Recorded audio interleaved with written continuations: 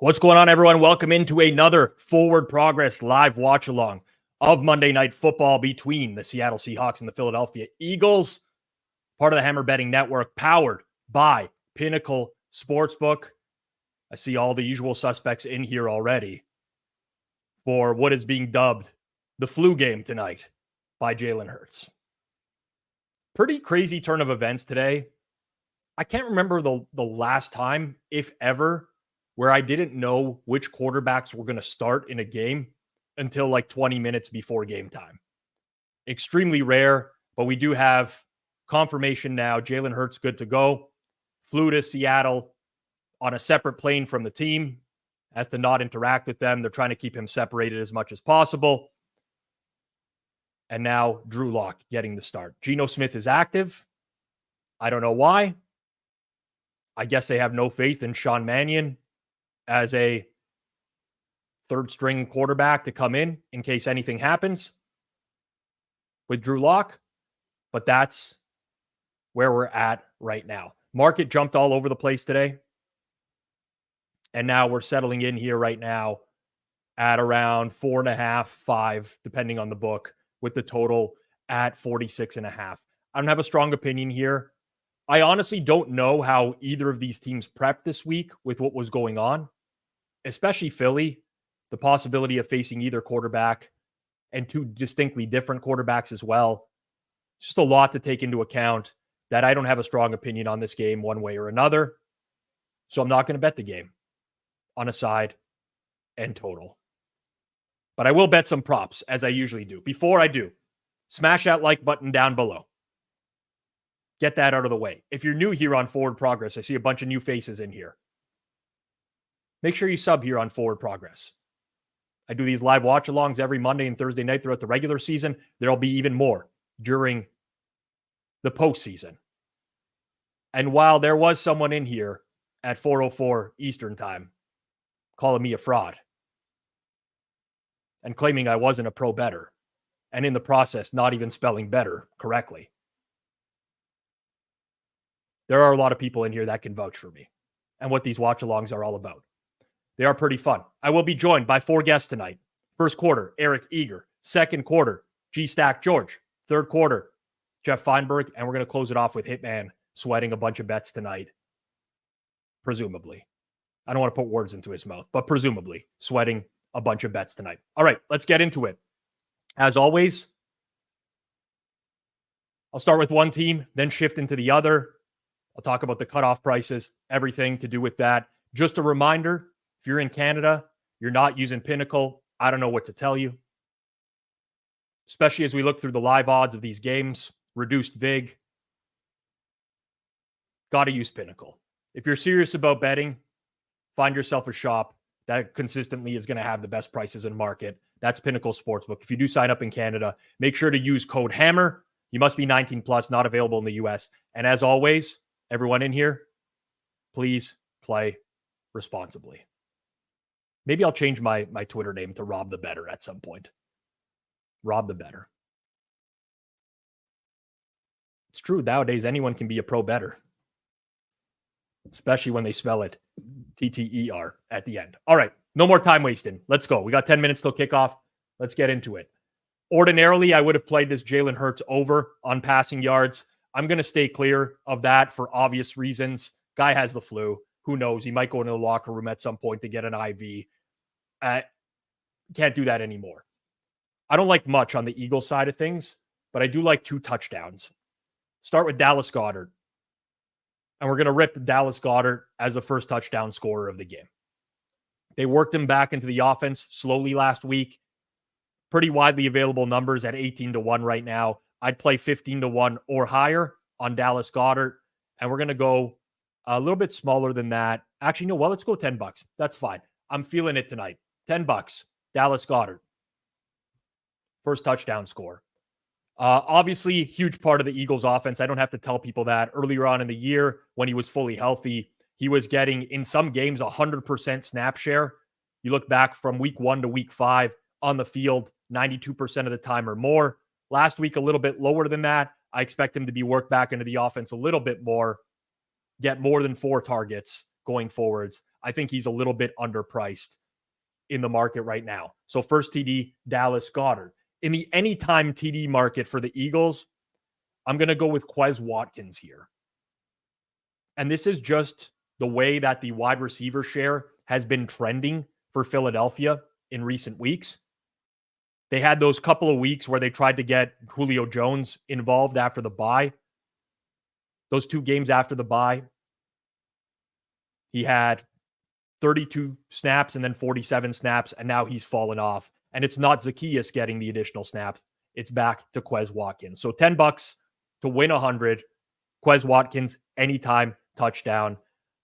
Jack asks about Julio. I'm done with Julio at this point. I think they tried to work him in. It didn't work. You saw him week 13, he only got 10 snaps. Last week, week 14, he only got 13. You always have to monitor that third receiver for the Philadelphia Eagles. You know Devontae Smith, A.J. Brown are always going to be on the field. Who's number 3? It's rotated. It's shifted as the year's gone on. But Quez Watkins' stock is trending uphill while Julio Jones and Olamide Zacchaeus, who did cash us a big bet earlier in the year, trending downhill. With Dallas Goedert back, I do expect a lot of 2 wide receiver, 1 tight end, but occasionally we're going to see Watkins out there as well. Plus 800 for Quez, good enough to stay away. I'm going to do this for you, 388, just because you're always in here. My fare is like plus 767. So yes, technically, but not a huge edge at all. Next, Seattle side of the ball. Drew Lock is starting. The head coach for the Seattle Seahawks is Pete Carroll. If you're facing the Philadelphia Eagles, naturally, especially with Darius Slay out tonight in the secondary, you'd probably want to come out throwing, attacking this secondary like other teams have done. I don't think that Pete Carroll is going to do that. I'm going to go Kenneth Walker, rushing attempts over. That's where I'm going here. I just think that this is a situation where Carroll is ultra conservative, tries to slow down the game a little bit. That 11.5 minus 125, best number in market. I'm fine with those 12.5s as well, but we'll lock in the 11.5. It's widely available, and I'm going to play that for $75 as a base unit tonight. Kenneth Walker, over. Next, keep it moving along. First touchdown market for the Seattle Seahawks, Tyler Lockett. I just think this is a good price for him relative to everyone else. JSN is getting a lot of targets now. Definitely his price has been upgraded in market. Tyler Lockett, to me, is the guy that's underpriced on the Seattle Seahawks in the first touchdown market. So usually I'm taking some deep shots on the board and occasionally I'm hitting them. But tonight we're going with kind of the middle tier with Dallas Goedert and Tyler Lockett. $10 to win 180 on that one. Last but not least, someone mentioned Drew Lock loves Fant. It's a small sample, but yes, he does.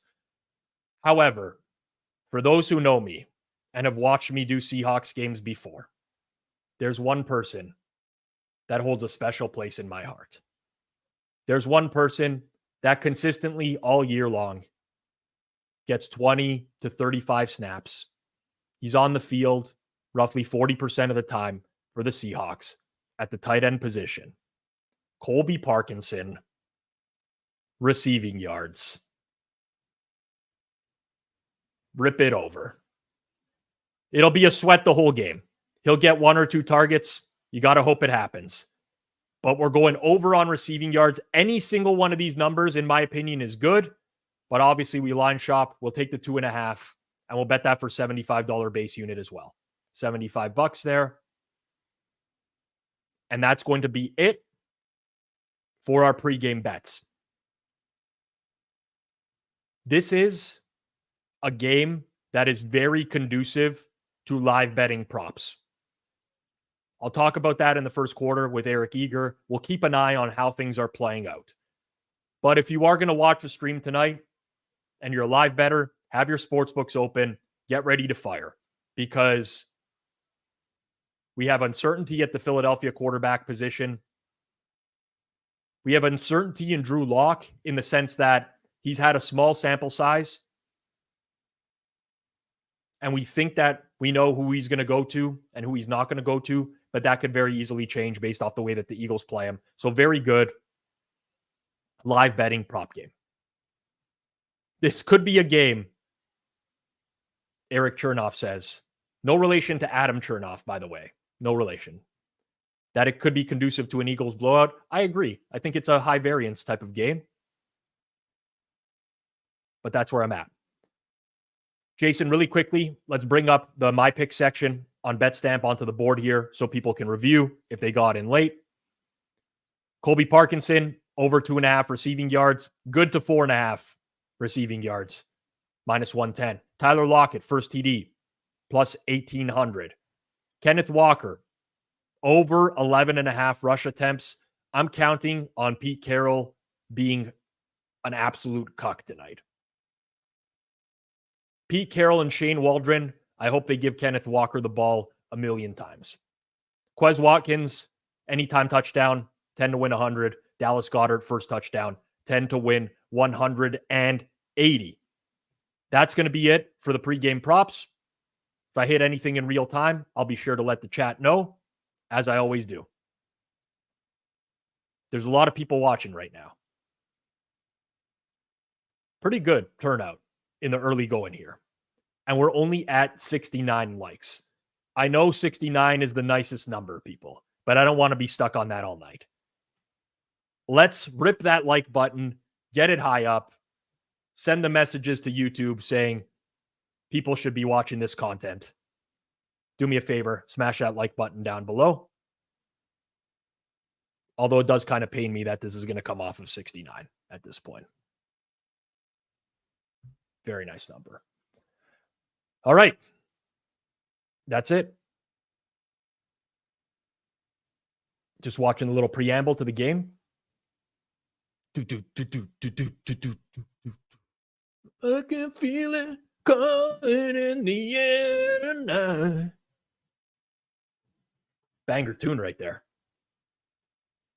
I don't think I've seen this version with Snoop Dogg. Yeah, I think I did. I think I saw this earlier in the year.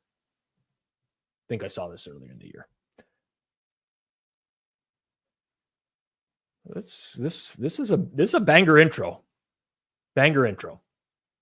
Legendary Phil Collins. I'm enjoying this. Probably enjoyed this more than I'll enjoy the game tonight. What injuries are we cheering for tonight? I'll message George on the side, see who he bet. But I'm sure he's hoping for a quarterback to go down. Can I quickly chime in on the injury things? Listen, I'd never cheer for an injury, but I have 2 matchups in fantasy. I need A.J. Brown to come through, and I'm playing Devontae Smith in both. I would never cheer for an injury, but if the chat is looking to root for something, that's all I'll say. I would never cheer for an injury, but I need Devontae Smith to get hurt tonight. No. Basically what you just said. No. I did not say. No. You didn't have to say it, but that's precisely what you just said. I did not say that. It's bad karma. If the chat needs anything to cheer for, listen. If you're going to cheer for something, it's Jalen Hurts to have to get some IVs over the course of the game. Love it. Let's see if Marcus Mariota is the best QB in Philadelphia. Some people have been saying that. There's some people out there that think that it's Mariota's time to shine, as if he hasn't had that opportunity already. Porn guy is back tonight. Oh, he's certainly back. You'll never lose that, Jason. I'm not going to shake that. We literally had a guy forever. We had a guy on stream who was literally in a adult film. Yep. During that stream, and somehow I got labeled the porn guy. Anyways, that's a holy smokes. Well, the nails never forget, man. These guys are like elephants. They never forget. All right, kickoff coming. It's as good a time as ever to bring in our main man from Sumer Sports. The man, the myth, the legend, recovering from... have you recovered yet from your loss to Hitman? No. Did you see the tweet I had with Stephon Diggs looking at the? I thought that was like I had thought of that tweet like 3 weeks ago, and I'm like, this is not a good excuse to lose. But then when I lost, it was a good excuse to use it, I guess. But no, I choked. What was the round was that where I kicked Hitman's ass in the first round, he comes back and ties me second round. So I'm up 1-0-1. And if I don't just like blow that second round, it's a 15-minute episode. Instead, I'm in the meat grinder. He makes us bid first, which I should have just bid 0 or 1,000. You had to go to an extreme one way or another. Yeah, I figured he wouldn't get it, and so, but I should have just bid 1 then, as opposed to whatever I ended up bidding. But you figured Hitman wouldn't get it, so there's no way Hitman doesn't know that. You underestimated his ability if you figured he wouldn't get it. I did. So that's me. Hopefully we have a second one. Honestly, though, like the Chiefs, I think I want to be like the 2 seed this time. Yes. You don't want the pressure on you. You want to go in feeling like you're the underdog. Wait, Mariota's not starting? Mariota's not starting. Anyone who bet the Jalen Hurts like under rushing yards thinking he's got the flu and he's not going to do anything. Well, first play of the game, runs an RPO, 13 yards. So I don't know. This was a weird play. This is like a throwback to DeAndre Swift on second down. Weird. Yeah, I'm maybe a little behind. I don't know. It's the Thursdays where I'm ahead of you. The first down run was just was legitimately just a quarterback, keeper. Yeah. And then the second down, kind of interesting play here. Yeah, certainly an interesting play. I'll count down my play clock right now. I'm at 10, 9, 8, and the snap just went off. And it looks like Swift just. If you were a quarterback, Rob, would you, and you were, let's say, Kirk Cousins, and you wanted to, pad your stats and get the best contracts ever, you got a great agent, would you throw those passes slightly behind or slightly ahead? Are you a completion percentage guy or a yards per attempt guy is really the question. Well, technically, that's not a pass, the one that he threw. Well, that's what I'm saying, but you wait a beat and it's a pass, right? Yeah. So if you're maximizing potential earnings as a quarterback in the NFL, are you throwing that backwards or forwards? I'm throwing it backwards, but I'm gonna let it be known in my negotiations with every team that I'm a team player and I'm gonna highlight these types of plays. I'll do anything for the team, even if it's at my own expense. I throw the Hail Marys at the end of the half that are going to result in interceptions. Yep. I'm that guy. Cleaning the Glass, which is a pretty cool website for basketball. I'm not a basketball bettor anymore, but I still they take out heaves from the stats for every player, which I think is like a kind thing for them to do. Or if you're like let's say you're a because when I was at PFF, we were kind of on both sides of this. And so it'd be funny when a team would call out hey, did you really put this on an agent's set of deck or whatever? And if I was on the team side, I would just show the plays where he pitches it forward and calls it a completion, because those ones tilt me. Those are 18-yard completions that go right to Jimmy G's numbers.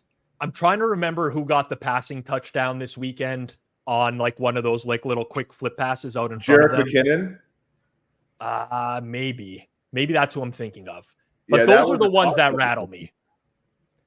Yeah. The statistics are interesting. I know that some teams, for example, will call RPOs, no matter if it's a pass or not, they'll call it a run in their data and stuff. So it's kind of odd, especially no one cares about this except for Hitman, who's got, tens of thousands, hundreds of thousands of dollars. I remember the Super Bowl 2019, I had a ton on Deebo Samuel reception overs, and my whole point of it when I was on the air or whatever, I'm oh yeah, they throw those little dumb forward passes. And in that Super Bowl, Jimmy G turned around and pitched it backward to him twice, and so he went under his reception prop, and it was just and yardage, and both of those plays gained 20 yards each. It was just the most tilting thing ever, because obviously it doesn't matter to anybody how they call it except for us. For producer Jason here, Devontae Smith looked like he got injured on that reception and slowly walked off the field there. Hurt his leg. I hate to see an absolute medicine ball on the hit. It. Jason hates to see it. I don't like this at all. I'm sorry. I don't like I love how Jason literally has a jersey for every occurrence. He's got a jersey for every team. I don't know how this happens. I actually have an Eagles sweatshirt from one of my old interns that works there, but I figured I'd be impartial tonight and just wear the Pinnacle sweatshirt, the old school Pinnacle sweatshirt. I have an Eagles towel, and I use it to wipe my ass. Yeah, that's fair. That's totally fair. That's what I think of the Eagles organization. Something I've picked up on here, Eric, in the early going, the Eagles have tried like these quick wide receiver screens, and the Seahawks corners are jumping them. Yeah, like they're going to run a pitch and go or something. There's going to be one of those.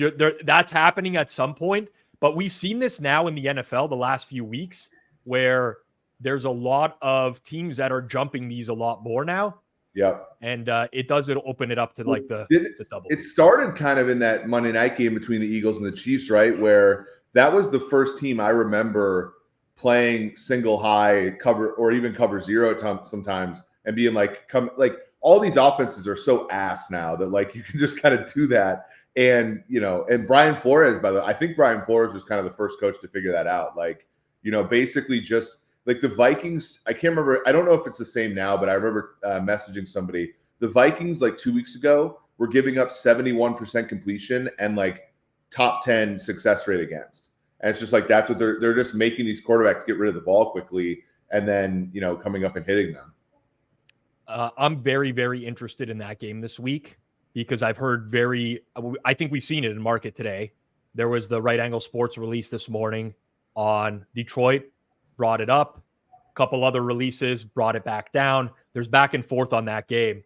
I started doing some work on that game today in particular, and I did notice that the Vikings are playing more cover 2 than any team in the NFL this year, which I call that the Jared Goff kryptonite. Yeah, Goff against even coverages is yes.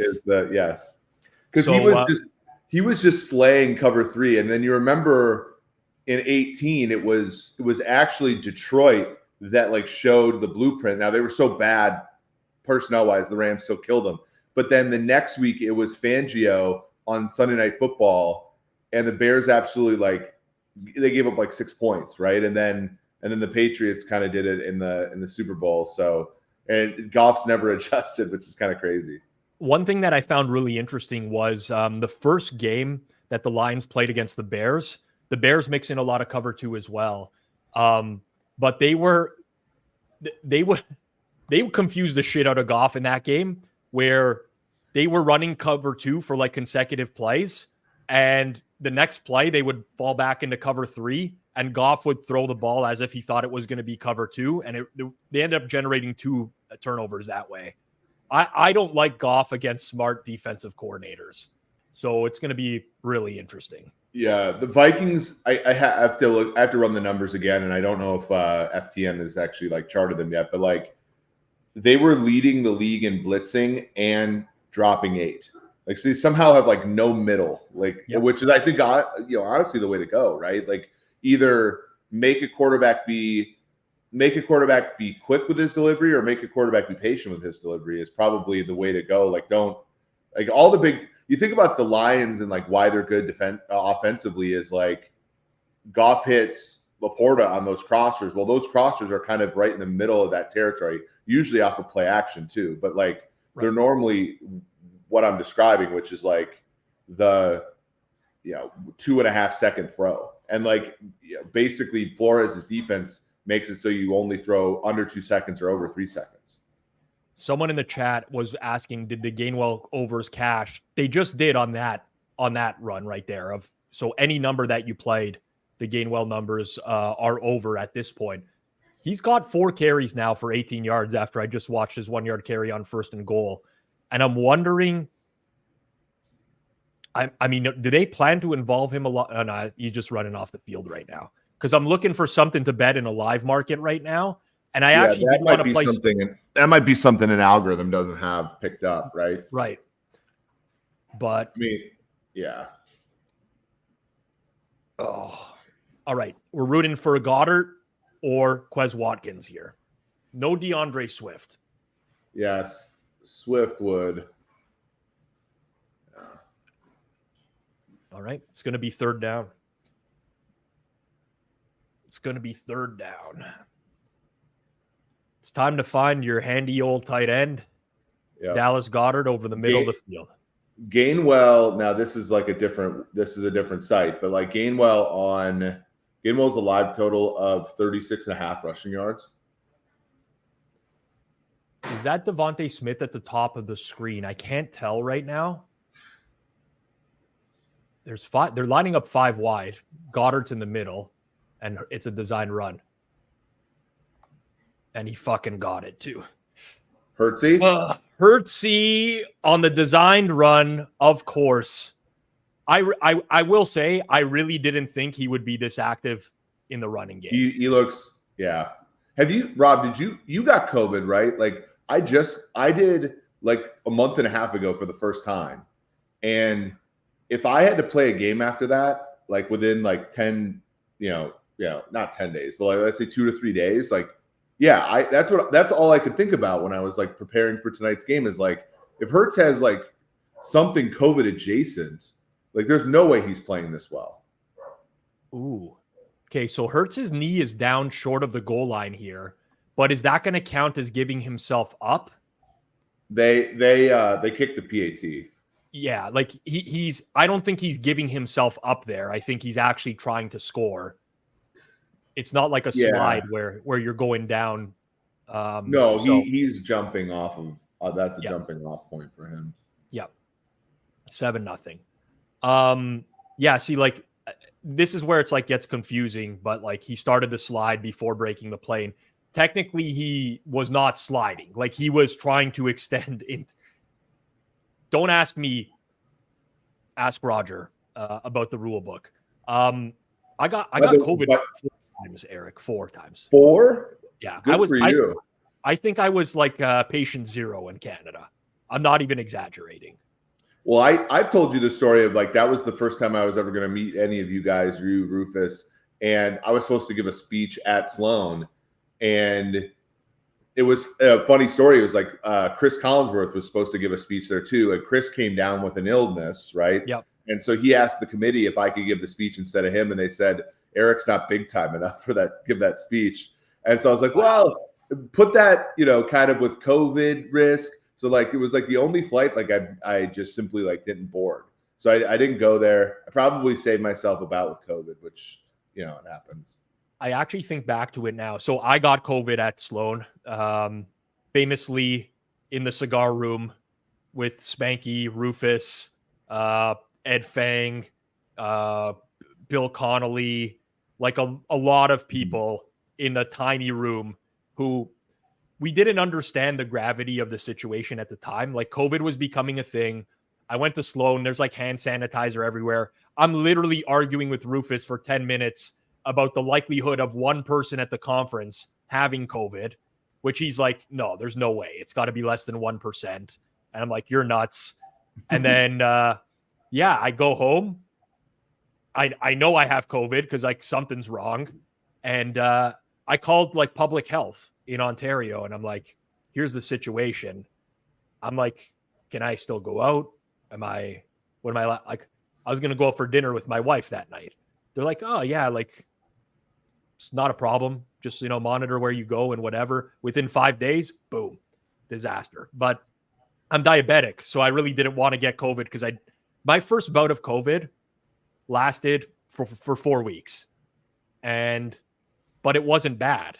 It was like I had a sore throat and a cold, and I didn't want to get out of bed because I was tired for 4 weeks. And then each one that I've gotten after that has like been the same thing, sore throat, whatever, but it's lasted a little bit less. Got it. Yeah, that's crazy. Like, yeah, I knew you guys. The funny one is like I went back and listened to the sports betting panel that year. In 2020, it was like different. It didn't have like you or Haralabob or Jeff. It was Jeff, Rufus, and then Ted Knutson from StatsBomb. Yep. And there was like this thinly veiled like this entire time, like, oh, this isn't that big of a deal, kind of like deal. And it's just, and obviously like no one, in hindsight, right, everything's easy. But like it was just like that was just a really crazy Sloan year. And even the panels like kind of reflected that. Like half the people on that panel just like didn't go. Well, I'll never get invited to one of those panels ever. like especially after the Bet Bash past one with Ravel. Like I'll get invited to the Bet Bash panels till the end of time until you die. Yeah. But anyone else, in fact, like funny enough, I won't say what, but I talked to someone today about a panel at like the Canadian Gaming Summit this year, and let's just say it's not going to. A lot of these conferences, there's a lot of money at stake, and they don't want to put people on the panel that might possibly hurt a sponsor or say something negative about a sponsor. This is the world we live in. But I don't think I'm getting a betting panel invite anytime soon. I'll tell you that. Well, we're not getting Gino anytime soon, it looks like. We're not getting Gino anytime soon. You got to lock in Gino here. Will Dissly, the prop king, false start, first down, not great. Kenneth Walker gets the reception. I want Kenneth Walker rushes. This is very bad. This is a very bad game state for my Kenneth Walker overs. See, but no. Like remember last year when you and I did Jaguars, Chargers, and you were like, I don't know if Etienne's going to get there. I'm like, Rob, they hand it to Etienne on first and second down, no matter the score of the game. Well, and like that thing got to like 17 and a half by like the only thing standing in your way of winning that bet is how much Charbonnet plays, because they're gonna do the thing on first and second down. I estimate like 65%, 2/3 Walker, 1/3 Charbonnet, maybe a little bit less than that, 60-40. But I do think that they want to run the ball. Like this is Pete Carroll football, right? And they're losing now. It's like we got to get back to the bread and butter, running the ball, playing good defense. These are how these old school coaches think. Imagine staring a Matt Patricia defense in the face and wanting to establish the run. Yeah. Well, this will be an interesting. So Metcalf's a yard short, 4th and 1. Eagles went down the field with like, here we go. The punt team's coming on right now. Punt team's coming on. Everyone's booing. Punt team's coming on. It's tough, man. By the way, I know they won, so whatever. But Western Kentucky today, coming back from 28 behind, never doing they scored with like 19 seconds left and went for 1. They're like, oh yeah, we've come back 28. You know, some of these coaches, man, I have no idea. Do they think about football at all?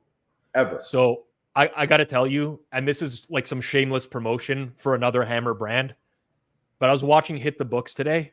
Oh, where Kanish and Brad both bet Old Dominion, and we're watching the comeback as the show was progressing, and it was getting progressively worse.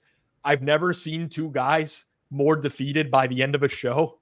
It was like that 1 hour show. They might as well have been on the air for 24 hours. Like, go back, people, and watch Hit the Books from today. Even if you just want to watch the last 20 minutes, it's hilarious to watch in real time. Hilarious to watch in real time. I was doing Forward Progress last night with Clive, and I was reviewing the day and how a lot of these coaches, again, I'm not going to be like the guy that says I would be a better head coach. There's a lot more to coaching than just making in-game decisions. You got to get your team prepped. There's a lot that goes into it. But the defensive coordinators that turn head coach have no fucking clue how to win a game when they are ahead. And even when they're behind, like Pete Carroll, like another defensive coordinator, right? San Francisco in the early 90s, Minnesota, the Jets, New York Jets, yeah.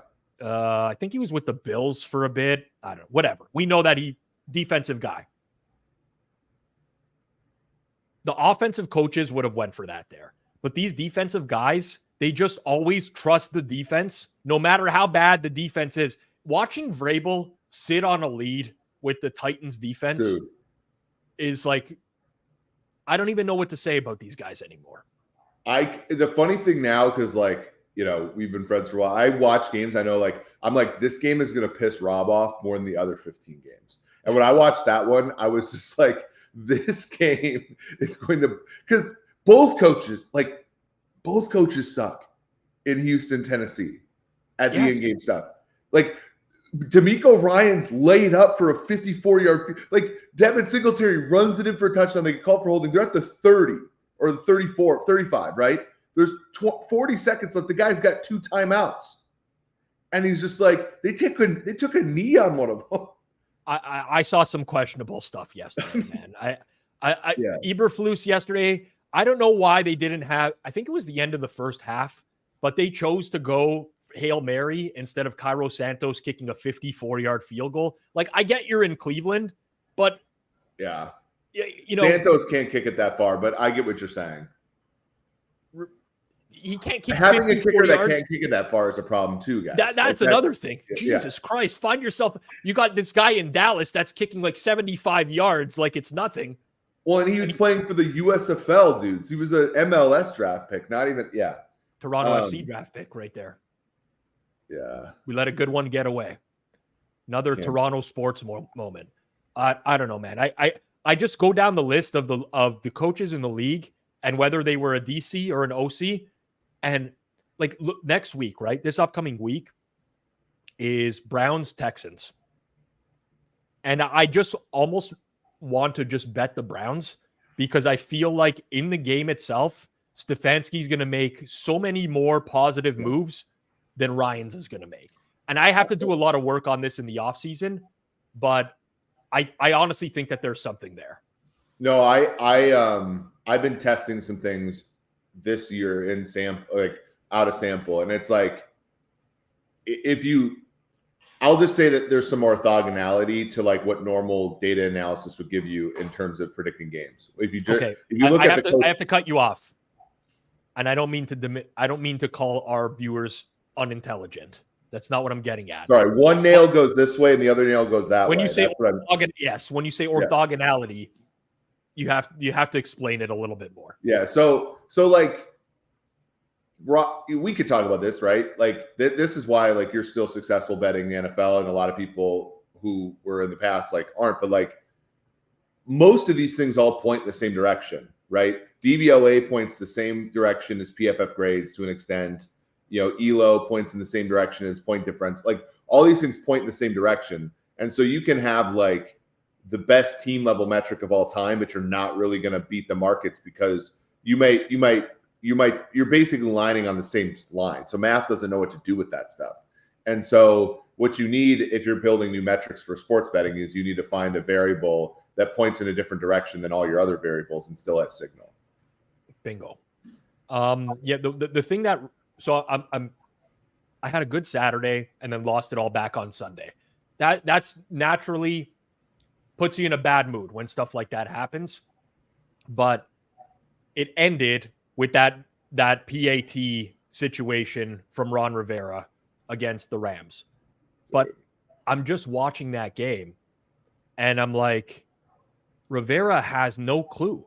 Like he's completely out of it. Like he punted on the other side of midfield. He's just a disaster of a head coach, and they're coming from behind and they got to score 2 touchdowns. The guys, they're basically playing the game like they have 2 quarters left.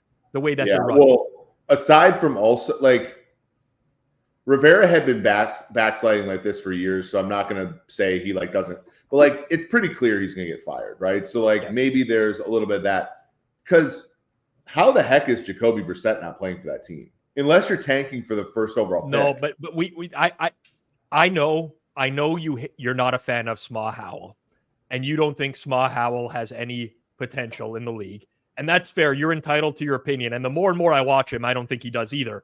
However, it's a lost season. Like, there's no point. There's no point. Like, obviously, Brissett gives him a better chance to win. He immediately comes in and looks a million times better than Howell's looked all season. But at this point, like, they have no talent. They have no talent anywhere on that team. But then why put Brissett in yesterday is kind of my point, right? Like, I get that. But he's not getting killed out there. He's taking fewer sacks week by week than he is. So my issue is like, if you put in Brissett to give you a spark, for what? You know, you're only going to mess up your draft position. So like, why not have Howell like play through it? So there is like a trace of wanting to win in there, right? So that's where I get worried. That's where I don't understand. Like, you know, and I get it's not everything is so extreme, but To me, it didn't make a ton of sense to put Brissett in if you were going, basically pot committed to Howell this year. And I also understand I also understand putting him in if you want to win. I'm with you. Like when I saw Brissett in the game, I was actually very surprised that it happened because of, what's the point? I mean, honestly, what's the point? You're getting your backup quarterback. Well, also, what was some extra reps? Like, how the hell? And I get Mayhew's probably gone too, but like, you traded Montez Sweat and Chase Young. How the hell did you not trade Jacoby Brissett? I know. Jacoby Brissett would have fetched you a 4th-round pick in this market, right? If Josh Dobbs is going for a 6th or 5th or whatever pick swap, like that's in hindsight, that's a sleep at the wheel for the Commanders. Did Burrow's injury happen before the deadline? After the deadline. Okay. But the Vikings deal happened. They traded for Dobbs right after Cousins got injured. So there was and obviously the Jets, but like there and Titans too. There were opportunities for teams to make trades if they felt that, like, the Vikings still wanted to win. And I don't get, like, Brissett over Dobbs ultimately, probably makes sense in hindsight, even though the Dobbs pick looked okay at first. But we when you're in the content business, which I am now, you put a lot of stuff. I'm constantly talking, right? And I have a million opinions on sports because I love sports and I bet and I think I know what I'm doing and whatever. But we cut a YouTube short of me on Forward Progress on a Sunday night with Clive talking about how the Vikings should not trade for any quarterback. Like, Josh Dobbs, like, what's the point? And I got absolutely roasted on that YouTube short in the comments for like 2 weeks.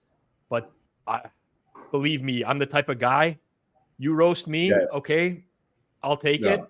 But as soon as he got benched, I went back in very quickly. So your first team all petty. You're retweeting those, right? Like, when the guy calls you an idiot or the guy says okay. I'm a retweeter. I don't even go back and be like, good rep. I just retweet them. So maybe I want to say 7 or 8 years ago, I was known as the guy on gambling Twitter that was basically an extension of freezing cold takes. Like, a team would win a championship, I would search like Phillies can't win World Series. I would just bury people. That was my thing. Is that Colby Parkinson? Was that Colby? Colby again. 6 yards, baby. There we go. Gets home, baby. Colby Parkinson. I have to get a Colby Parkinson jersey. This guy's my favorite player on the planet, man. The Nails love Colby. Yeah. I kind of like Disley over 3.5 today too. I mean, this is a check down Charlie game, isn't it? Sure is. It sure is. Yeah. So that's so funny because I got roasted too, because people were like, I grew up in Minnesota. A lot of my friends are Vikings fans, and they were like, don't tank. Tanking's for losers. And I just replied, I'm like, the Lions are like minus 4,000 to win your division and just literally tanked. Like, your division. And they're like, you'd rather be a loser. Like, I'm like, you both have won the same number of Super Bowls. What are we talking about? My whole thing with the Vikings was always, you're just not going to acquire someone that's going to make you a Super Bowl caliber team. You might as well just go with what you have. Yes. Right? Like, honestly, I might eat these words. We might have to cut this into a clip after this week. I think Mullins is better than Dobbs. I actually do. He is better than Dobbs. I mean, the thing is like, everybody, I actually went to the Falcons-Vikings game where Dobbs was amazing and came back. I look up, his passing stats sucked in that game. His passing stats, he's averaging like 5 yards a pass attempt in his career. Have you ever Mullins is averaging 8 or something like that. Like, they're one, dude, and they both throw picks. So I'd rather have Mullins. If you look, I mean, Nick Mullins' career EPA and success rate stuff is actually very good. Now, again, Shanahan, that's all part of it. But CJ Beathard didn't put up those numbers. But I'm actually looking at Beathard today as well. And I'm like, holy fuck, like, these numbers are way better than I expected. So it's a Shanahan thing for sure. Mullins is going to have 2 or 3 throws every game where you're just like, you're not going to breathe for the entirety of the play because you're like, what is he doing? But he can sling it downfield. I actually trust Nick Mullins to carve the Lions defense more than I trust Russell Wilson to do that.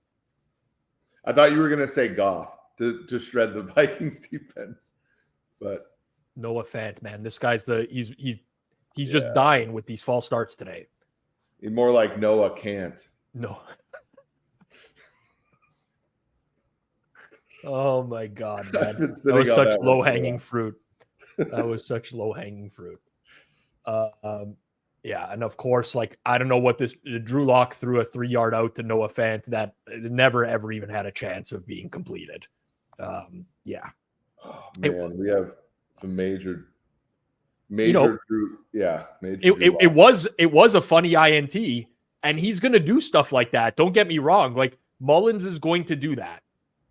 There's just certain guys that are they can't help themselves. Like, look at Desmond Ritter's success rates compared to his EPA. It's if you just told Ritter, like, hey, Desmond, try not to be a fucking idiot. Well, that was the thing. Like, last year with Mariota, that offense was a top 12 offense with him in there. And the thing about Mariota, he's such a big bitch. He won't throw an interception. So, like, he actually had better EPA than Ritter has this year because Ritter actually has some kind of slinger to him or whatever. But yeah, that interception he threw yesterday was one of the worst plays I've ever seen a quarterback make. You want to hang around for Q2 or you got to get out of here? I'm good. I have my so we're going back. We're going back to Minnesota, Wisconsin for Christmas. So some travel days the next couple of weeks. So I'm doing my Chiefs podcast tonight, but I don't think that starts for another 10-15 minutes. So we should be good.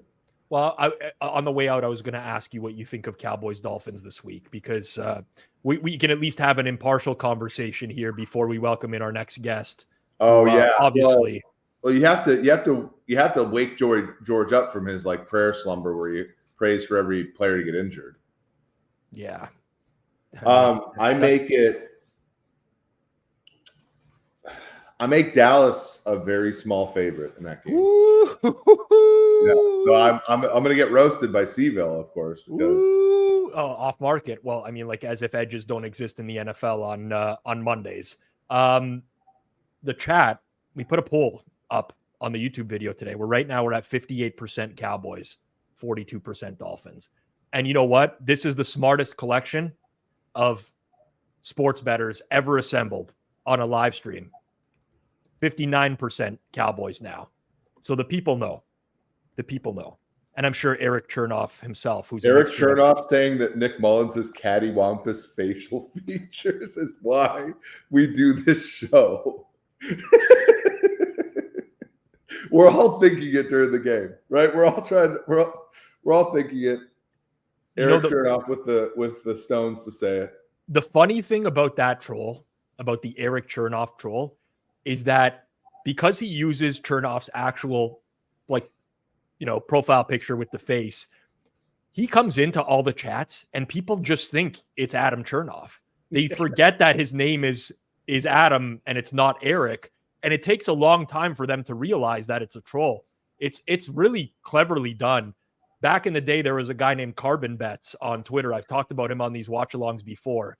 But that would be my suspect number one as to who is Eric Chernoff. Well, now we know what Fez's power rankings are on the Dallas and Miami, because I'm being told to focus here, add some home field advantage and some rest differential. There's no rest. What's Miami's home field advantage in a December game against the Cowboys? I have it as 1.5. Yeah. In you ask a great question, because in the fall, when they wear those dumb white uniforms and make the other teams wear their dark stand uniforms, in the fucking sun. And the stadium's asymmetric. They shade the Dolphin side and fucking roast the other team. That's a little bit more, of course. Yes. All right. I didn't want to bring him on because I know where this conversation is going to devolve into. At least he's not wearing his Dolphins anal beads around his neck today like he was last time. Jesus. What's happening? What's going on, man? Eric, that's a terrible, terrible number. We are going to see 2.5 this week, my friend. No Dallas favorites. Well, I'm going to take it at 2.5 before the pros do, and then hope it gets to 3. That's it, man. You should have sent all the runners out last night to gobble up all those Cowboys 1s and 1.5s out there, just in case the pros take it and move it to the other side.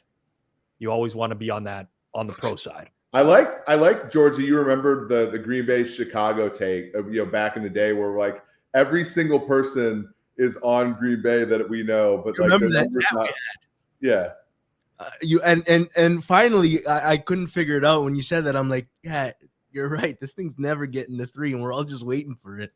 We're all just waiting for the good number. Okay, got an appearance from G-Strack Sasiki tonight as well. That's fucking wild.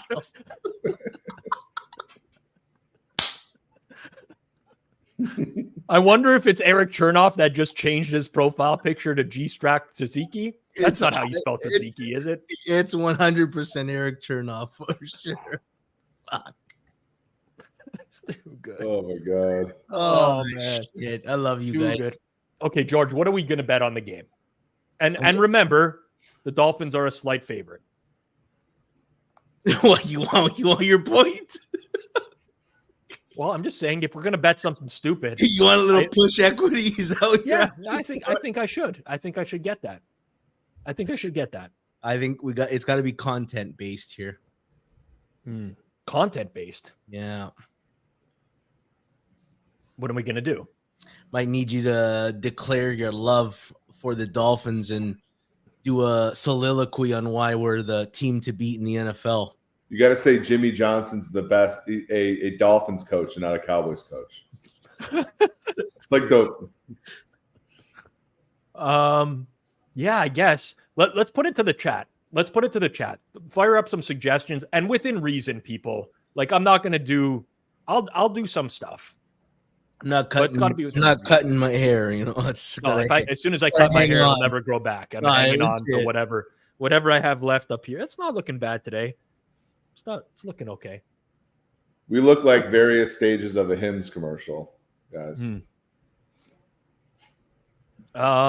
you guys bet on this game? Do you guys have any action? Yeah, well, just prop stuff. Cash the Colby Parkinson over already. My guy, man. This had to have been the wildest I've ever seen, like pre-game line movement. Just he's in, he's out, and Hurts is in, he's out, and Gino. There was different points in this day where you could have got good prices all across the board. We were too busy though watching the college game. I think Eric's probably got Bobby Wagner over on tackles, if I had to guess. I have a Disley 3.5 receiving yards and a Gainwell 36.5 live. Moreto's firing out some stuff here. Loser has to rewatch Habs Leafs games. I wouldn't be caught dead going to Innisfil. You think I'm going to drive an hour to Innisfil where it's probably snowing like fucking 6 inches tonight? I don't leave Toronto to go to Innisfil, Moreto. Let's keep it moving here. I think that Moreto just wants to hang. That's all he wants. I would do a spray tan type of bet. A Miami spray tan. I have never done a tan before. Neither have I. Yeah. Neither have I. I've never done it. If we're gonna do it, we got to do like wrestler style, orange glow, big gold chains. What if for a week you have to dress as a cowboy on all of your live streams, and I have to dress as a dolphin? I will buy. Like you're like Left Shark. I will buy a cowboy. I will buy a cowboy hat and that. What do you call that necktie? That's not quite a tie. What's that called? What's that called? That's an American strip. Yeah, you would know. I'm not sure. I have no idea. Bolo tie. Yeah. I mean, we're going to put real money down on this game too, though, right? We might as well if you're going to bet the Dolphins and I'm going to bet the Cowboys, we might as well take out the VIG. Might as well take out the VIG. You're right about that. G-Stack, you've gone against the Dolphins twice, and it's Owen. And I got tremendous closing line value, Eric. I got 10.5 on a bet that closed 8. the Patriots, and I got 9.5 on a game that closed 7, and I didn't stand a chance in either. The look ahead for that game was like 12.5 on Monday before the injuries and stuff, which, you did. Yeah. Do you think Tyreek's playing this week? Yeah, 100%. Feinberg probably has a few bolo ties in memory of his favorite QB, Rivers. Did Rivers wear the bolo ties? I thought Rivers was more like a Brett Favre Wrangler jeans type of guy. I don't know. Oh, there we go. Oh yeah. Looks good. And yeah. That's his thing. I didn't know that. I didn't remember that well enough. I was not part of the media scene back then. Why is New England Denver the Sunday nighter this week and not Miami Dallas? Like, on what planet did we not know that this was the game to pivot to? Well, this is the thing, and I know somebody that works in the front. I hope he's not listening, but like it's not that hard to do like to know who the good teams. It is hard to know who the good teams are. It's hard to miss both. Yeah. Like, hey, let's get Denver, New England on Sunday Night Football. Like, going into the year that one of those two teams is going to be bad, right? And their best case scenarios, like a 9-win team. Like, Well, I mean, like, think about it though. Logically, you don't want to put a blowout in Sunday Night Football, and with the Cowboys probably going to win by like 28 plus, that would make for a rough game. Be honest here right now. Moment of honesty. You are petrified about this matchup. The only thing I'm actually scared of is that the Dallas defensive line ends to a season, and I don't want to see that because they're going to hit him so many times in this game that I actually have genuine fear for his safety. No chance. No, you better hope Hankins is back because you getting 280 yards run down your throat is that's embarrassing. It's one thing to lose, a couple bad bounces, but when you get bullied and they basically said you're our little biatch, that is bad. I would hate to give up 280 and lose. Yeah, well, Mazai Smith, I mean, Michigan, I already hate Kanish, and now I hate him even more that we drafted this dud on the defensive line because he's like 400 pounds and takes up space. The guy does not do anything out there. He just gets blown off the ball every single time. Never again, Michigan. That's my quote. Never Michigan. What's going to happen too, right? Like, Bland is going to get one pick six, and he's also going to get burnt. Tua is going to hang it in the third time through the order. Bland's going to run that thing back. First two drives, easy, lefty. Yeah, first two drives, easy touchdowns, deep balls, and then Tua's going to say, "No, let's make this game a little close for." Well, he did that on Black Friday. He's like, why throw it to the Dolphins so I can throw it to the Jets? He's good for one every game. Yeah. The Jets dropped the pick six yesterday. So, are we sure that Jalen Hurts is actually ill? Because they seem to have devised a game plan where they do nothing but have him run the ball today, which is a little bit unusual. They're going to like beat it out of him or something. Like it's going to be like a cleansing situation. A little bit unusual. I'm sure Hitman will be in a great mood in the fourth quarter. Great mood. I like this Andy V guy. He brings up a lot of great points, man. I know. That's why I'm ignoring him.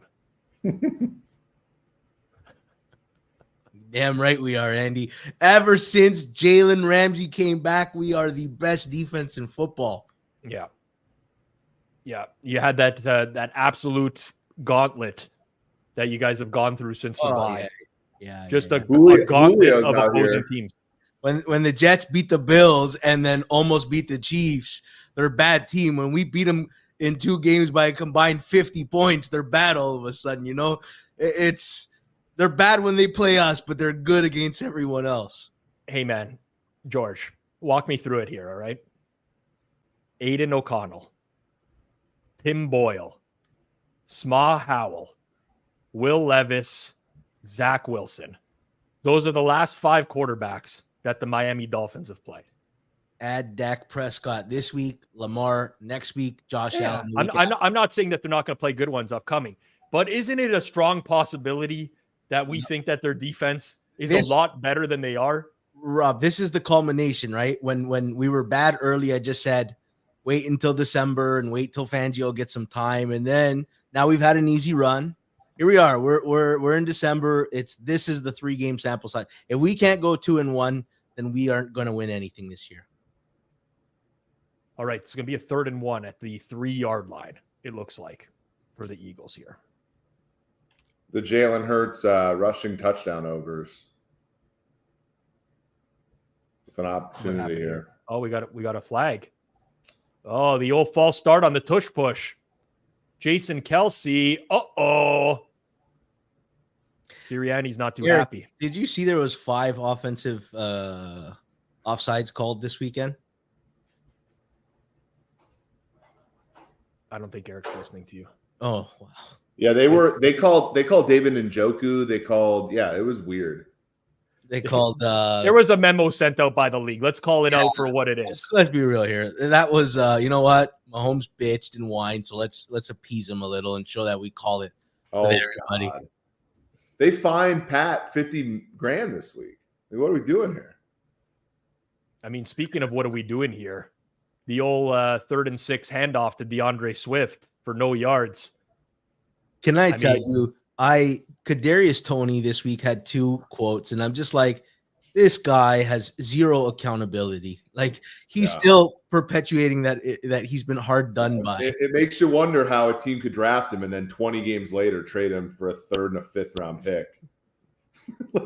And then he goes and drops another ball. It's like Mahomes wants to kill this guy. It's like there's no way Mahomes likes this guy right now. It's one thing to drop balls, overzealous, and I got to run. I was a little bit overzealous, but I said throw Tony into the harbor. That's kind of where he belonged. Hopefully you can swim at least. All right, Eric, enjoy your KC radio where you can talk all about Kadarius Toney. Have a good time. Eric Eager, Sumer Sports. Make sure you check it out. 10-0. I like this. 10-0 Eagles. I like this score. For what? Slow it down. Someone may have some under money. 47.5, Rob. Can you believe that was a number this week? That's you're doing good, man. You're doing good with the numbers you're grabbing. Yeah, you know what? This was the rare weather and potential injury news. Yep. Let me just make sure it wasn't 47. Yeah, I don't want you to lie to the audience. I mean, you're already exaggerating with the Dolphins defense. I don't want you to exaggerate numbers as well. 47.5, Buckeye, 11:43 a.m. Friday. Yep. Greek agent? No. That you got at Buckeye? No? Okay. No. So then you have a higher chance of getting paid out on the bet. Yes. Got to avoid the for the Toronto books, Greek, Russian, or Italian agent. Yeah, I've had some bad experiences with some Italian agents. Yeah, the old let's meet up. Here's your shoebox of money, and it's like you open it up, and you're like, "There's no money in here," and they're like, "That's right. That's it. No more bets." Yeah, and that's the last time you're ever gonna play with us. Like you could have just saved me the trip out here and gave me a phone call. Yeah. Well, luckily, George, we're in Ontario. We can bet at books like Pinnacle. You got it. That pay us out. Don't have to worry about those days anymore. You're using a bot. It's like, no, I'm not. I'm hand betting this account. Whatever excuses they can give you, they're going to give them to you. I think Pinnacle had best price in market on this game this morning. Mm-hmm. I just want to pull it up because does BetStamp show you what time you put the bet in or no? No chance. Oh yeah. Well, at the time, 7:54 a.m. you could get 2.5 minus 126 at Pinnacle. Wow. Look at you, man. You know how to sell, George. I'm a salesman. Don't ask me about the Jets plus 9.5 though. That thing was dead money. Or Tennessee or this wasn't the best Sunday. Okay. Closed 47.5 at some books. Yes, it did. At under minus 125. Yeah, I thought I saw 46.5 at close most. At a local government sports book, we had 47.5 under minus 125, which seems to be score bet as well had under 47.5 minus 120. I'm assuming you didn't pay minus 120 or minus 125. No, minus 110. There you go. Job well done, George. Now you just got to hit the winner. Yeah, I say that, and here comes a barrage of points. As soon as fucking Hitman comes on, he's gonna tell us about his props he's tailing, and all the overs are coming in. Well, live total at Pinnacle right now is 37.5. Very nice. So we can timestamp this and use it in our promo for Thursday night after this all goes to shit. Kyle Lamb got 48.5 Saturday morning. Good for you, sir. I think there was like 400 flags thrown on this play right here. This is a banger number. Very good job, Kyle. Yeah, I'm impressed, Kyle. Very good. I jumped the guy. I mistimed the market. What spiked it on Saturday? Was that a rogue number, Kyle, or there was no news Saturday that spiked it? Fez, we don't use the L word, my friend. No. If Fez tells me I'm good, I am A-okay with that. I mean, if Fez wants to pay you full value for your ticket right now, if it's a lock, guaranteed winner, we could get it done right now. We could get it done right now.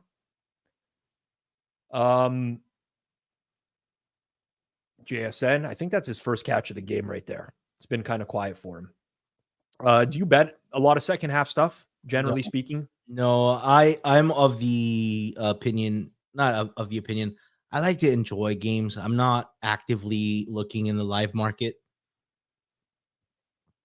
I got asked if I actually do bet quite a bit of second half stuff. It's just much more challenging for me to do it. And honestly, just like the way it's worked out this year for Thursday night and Monday night football, we haven't had a lot of second half plays. Yeah. But on a regular Sunday, I probably have anywhere between, on average, 5 to 7 second half plays, sides or totals. Look at Fess. I'm free rolling with Steve, baby. Yeah. Can I be the friend here, George? If Steve will allow it. No. Oh, what the fuck? Oh, man. No. I mean, if I was the friend, I'm going to be honest with you, George. If I was the friend, I'd be rooting for the over. Wow. You're free rolling a free meal at that point. How does that make you feel? I think that would be an interesting dinner. Me, you, and Fez. Yeah? Yeah. I don't think it'd be too interesting. Yeah, I think I'd be moderating arguments between the two of you. I don't like to argue. I don't like to argue with people. As much as people think I do, I like to voice my opinion and shit all over people, but I don't like to argue with them. I don't want to hear their side of things. Steve says you can come, but you have to pay.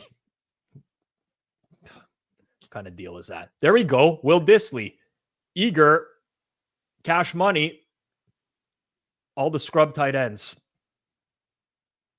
All the scrub tight ends. A little bit at a time, George. They can work their way down the field.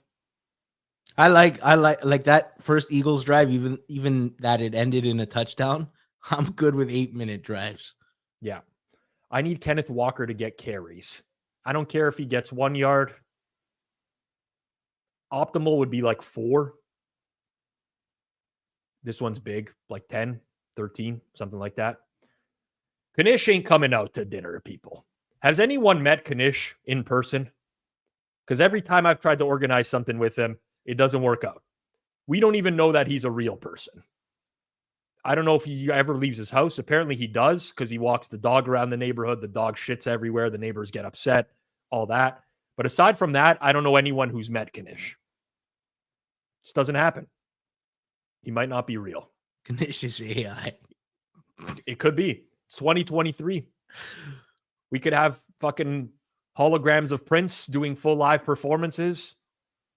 He very much could be a hologram. Oh, wow. Late hit out of bounds there. What would be your, like, if you could pick, let's pick a arbitrary number here. Okay. Three people in the betting industry that you could sit down for dinner with. It's going to be you and three other people. You're sitting at a square table.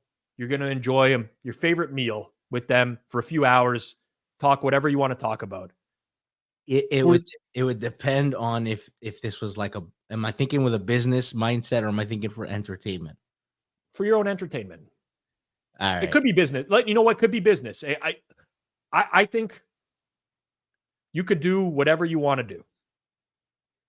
I think Kanish would be there for entertainment purposes. Mm-hmm. I'd want to have dinner with Fezzik. I think that would also be entertaining. You don't have to say that because he's in the chat. No, he won't be offended.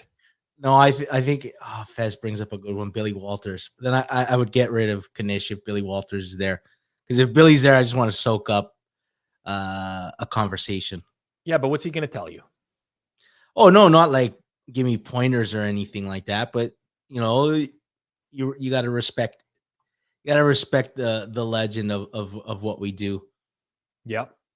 I agree. Who would you pick? Like, to be honest with you, I don't know. A dinner with three people, not really my thing. No? What, are you more of a bigger group guy or just like a one-on-one? You want to go on a date? Yeah, I like one or two people. And usually I have like business motives or behind it or anything like that. I have to think about it.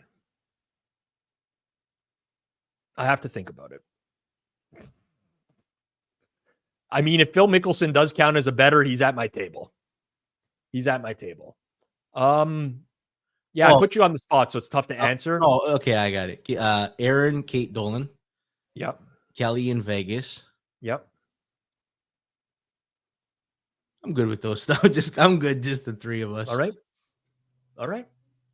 And you leave the other seat open for your man purse. You put that down just like Vegas Dave. Don't even invite a fourth. Buy courtside tickets. The problem is the person would have to be significantly less attractive than me, Rob. I don't want to compete, Yes. G-Strack Suzuki is checking in from the strip club. They have the game on at the Brass Rail right now, apparently. I haven't been to the Brass Rail in a long time, but it's a quality establishment, I will say. Oh, it's upper level brass? I took Nick Costos to the Brass Rail last time he was in Toronto. Come on. And needless to say, we had a time. This was long before he had his girlfriend and is now married. Did he go for a dance with Miss Cypress? Because I'm not going to disclose anything else. There may have been a Miss Raven, I believe, at the time, but I don't want to disclose anything else. Yeah, Miss Cypress was excellent. Johnny the Greek. Who's the producer? Producer Jason. You should search her up for the watch along. Miss Cypress. Yeah, no, that's a thing. I don't know, man. This is actually a really hard question that I asked you. I don't want to go. I think it matters more to you. The thing is, I don't know many people in the context of 5 and 10 year history. I didn't know who Alan Boston was as far as I know the version of Alan Boston now. I don't know the guy from 5 and 10 years ago. Neither do I. I don't want to have dinner with Alan Boston. I don't. I've met him a couple times. I don't like him. He doesn't like me. I don't even know where the beef started. I think just like my relationship with Dink, and Dink, I had gotten into some arguments with Alan Boston before. That to me is not a definition of I can see why it's a great time for other people, but Dink is a good. Dink would have been on the list. I love my Dink. Favorite guy, man. He would have shown up in a hockey jersey, probably a Quebec Nordiques Wendell Clark jersey or something like that. He's a wrestling fan too. Like, yeah, sports betting in common. Awesome conversation. This is one of my best friends, Mauro, and he was with me at with Nick Costos. He remembers that night very clearly. I would say upper brass. Can confirm. Just throwing this out there. If the Hammers ever hosting any sports betting creators in the space in Toronto, and you need a tour guide or a chaperone, I'm volunteering my services. Let's see if we got Miss Cypress ready to go here in any capacity. Yeah, I think we've given our producer some time. That's good. He's still looking. He's still looking behind the scenes. You know what the problem is, Rob?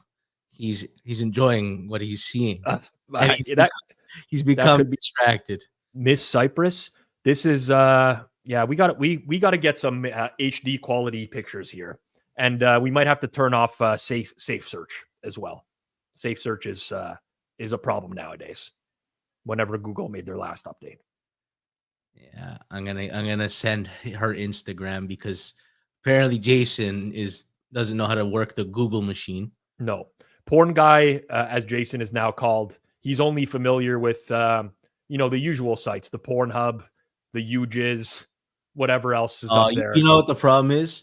Her Instagram is private, and so is her Twitter. But I will share her. Shoot her a follow, man. Shoot her a follow. Why not? Oh, you probably can see her on my account, just in general. Oh, hello. Yeah. Well, video demonetized tonight. Video demonetized. Jason had to close all his incognito browsers there. Yes, to get that. Yeah, that's the problem. That he was closing tabs, Rob. He was buying time. Oh man. Here, Jason. Yeah. I've shared her Twitter. Yeah, in case anybody else wants to follow. Seduction is an art. I tease to please. Very interesting. That she does. She deserves more followers, I will say. 49.8K is not enough. I would suggest everyone from the Hammer, all the nails right now, shoot her a follow. Everyone follow her, and if you can DM her and tell her to come on the watch along. I know George, next time he stops by, or maybe G-Strack Tadziki, whatever his name was, maybe he can ask her right now, or next time you're there, tell her to hop on for a watch along. I feel like it can make good content. I should just text her. I've got her in my phone as the clapper, Yeah. 90 degrees with G-Stack where he's just interviewing adult models. I mean, we can make that work. That's a thing. We're running out of content anyways. We might as well. I think we'll hit some interesting algorithms. Oh, yeah. MILF Hunter brings up a good point. Jason, I have not seen this enthusiasm from him in a long time. He popped in right there, smile on his face, seemed very excited. Also, I'm aware that he knew what browser settings to use as well. Very professional. It's true. Rob, I feel like the watch along devolves when I come on. It all goes downhill. Well, you could say it evolves, like positively. I would say that. I'm not sure everyone would see that, but in my opinion, everyone has their own distinctive flavor that I like to cater to a little bit. It's big 3rd and 7 here for the Seahawks, by the way. Oh, there's a game going on. Yeah, there's a game inside the 2-minute warning, and that pass to JSN was short. I believe, in all likelihood, that Pete Carroll will turtle and kick a field goal here. He should. Points matter. Take the points when you can get them. 3, you can't go wrong taking 3 whenever you can get it. Yes. Yeah, see, Kevin's right. We balance this out, right? I'm not going to give Moretto any credit for doing this, by the way. I think is that why I'm always going before Eric or after Eric? It's like the balance of, all right, here's the highbrow stuff. Well, for this to work, and believe me, to all the nails in the chat, you provide feedback and we listen for the most part. But I think for an NFL live watch along, you want to have a good balance of the game, especially at important times, and a good balance of just life and being yourself. And I think that's what makes it interesting. And Eric is much more of we have football conversations. Jeff Feinberg, I just tee him up and he smokes so much weed over the course of the night that he just rambles on for 14 minutes. I have no idea what he's going to say, but it's amazing. Those string dolls, you just pull the cord. Exactly. And who knows what's going to come out of his mouth? Last time he was on, I learned that, he gets so upset at people. Oh, the Seahawks are going for it here. No, they're not even going to run a play. Classic Seahawks. But what a coward. Absolute coward, Pete Carroll. No, Last time. you're being too hard on him. I think Pete is doing the right thing here. Of course you do. Naturally, you would. Under better would love the field goal. But did you hear Jeff's camp story? I heard all kinds. Jeff was on one last episode. He sure was. I think we had him on for the entirety of the second half. And in hindsight, we had him on. Then he left. And he came back after smoking a bowl as well. Yeah. And he was on another planet at that. No, he didn't call it a bowl. I believe it was called a rim rocker. A rim rocker. He did say he was going to go, hit a rim rocker, I believe was exactly what he said. I can say that one's not in my vocabulary. First that was time new. I've ever heard that one in my life. But yeah, he's so vindictive that as a child, he was upset with some girl who was wearing a white shirt at camp. No, you missed the detail was she rejected him like that. That's so bad. He sent a buddy over with some grape juice. He's vengeful to make sure that vengeful person. I'll tell a story without mentioning a name. I feel like maybe this is crossing a boundary, but I don't care. But back in the day, I used to work with Jeff at the Score, and we worked alongside Cam Stewart, we produced his show. We worked with him. Honestly, our shows were like this on air. We just kind of shot the shit, did whatever we had to do. Cam gets the call one day. He's going to be co-hosting a gambling show on TV, made for TV. So not radio, simulcast on TV. He's going to be a TV host now. We're all excited, but they don't take another radio person to be his co-host. They give him the person who had just won like the reality series to be a host. Okay. So he gets paired with someone who knows nothing about gambling. So we're there in the afternoon every single day in the radio pit. Cam goes down to do his TV and we're just watching. And like we know that it's not Cam's like natural, you know how he is, right? And he's kind of being fit to be like this TV host, straight shooter guy. It's not working at all. But Jeff is taking this very seriously. And he finds it extremely offensive that Cam has been paired with someone who is not a true bettor. Okay. So Jeff takes to Twitter and proceeds to obliterate this person. Just absolutely goes ham, losing his mind, going nuts. This is a disgrace, whatever. Cam should be with only the best of hosts and people who know betting, and he's a great personality, and he's going nuts. Wow.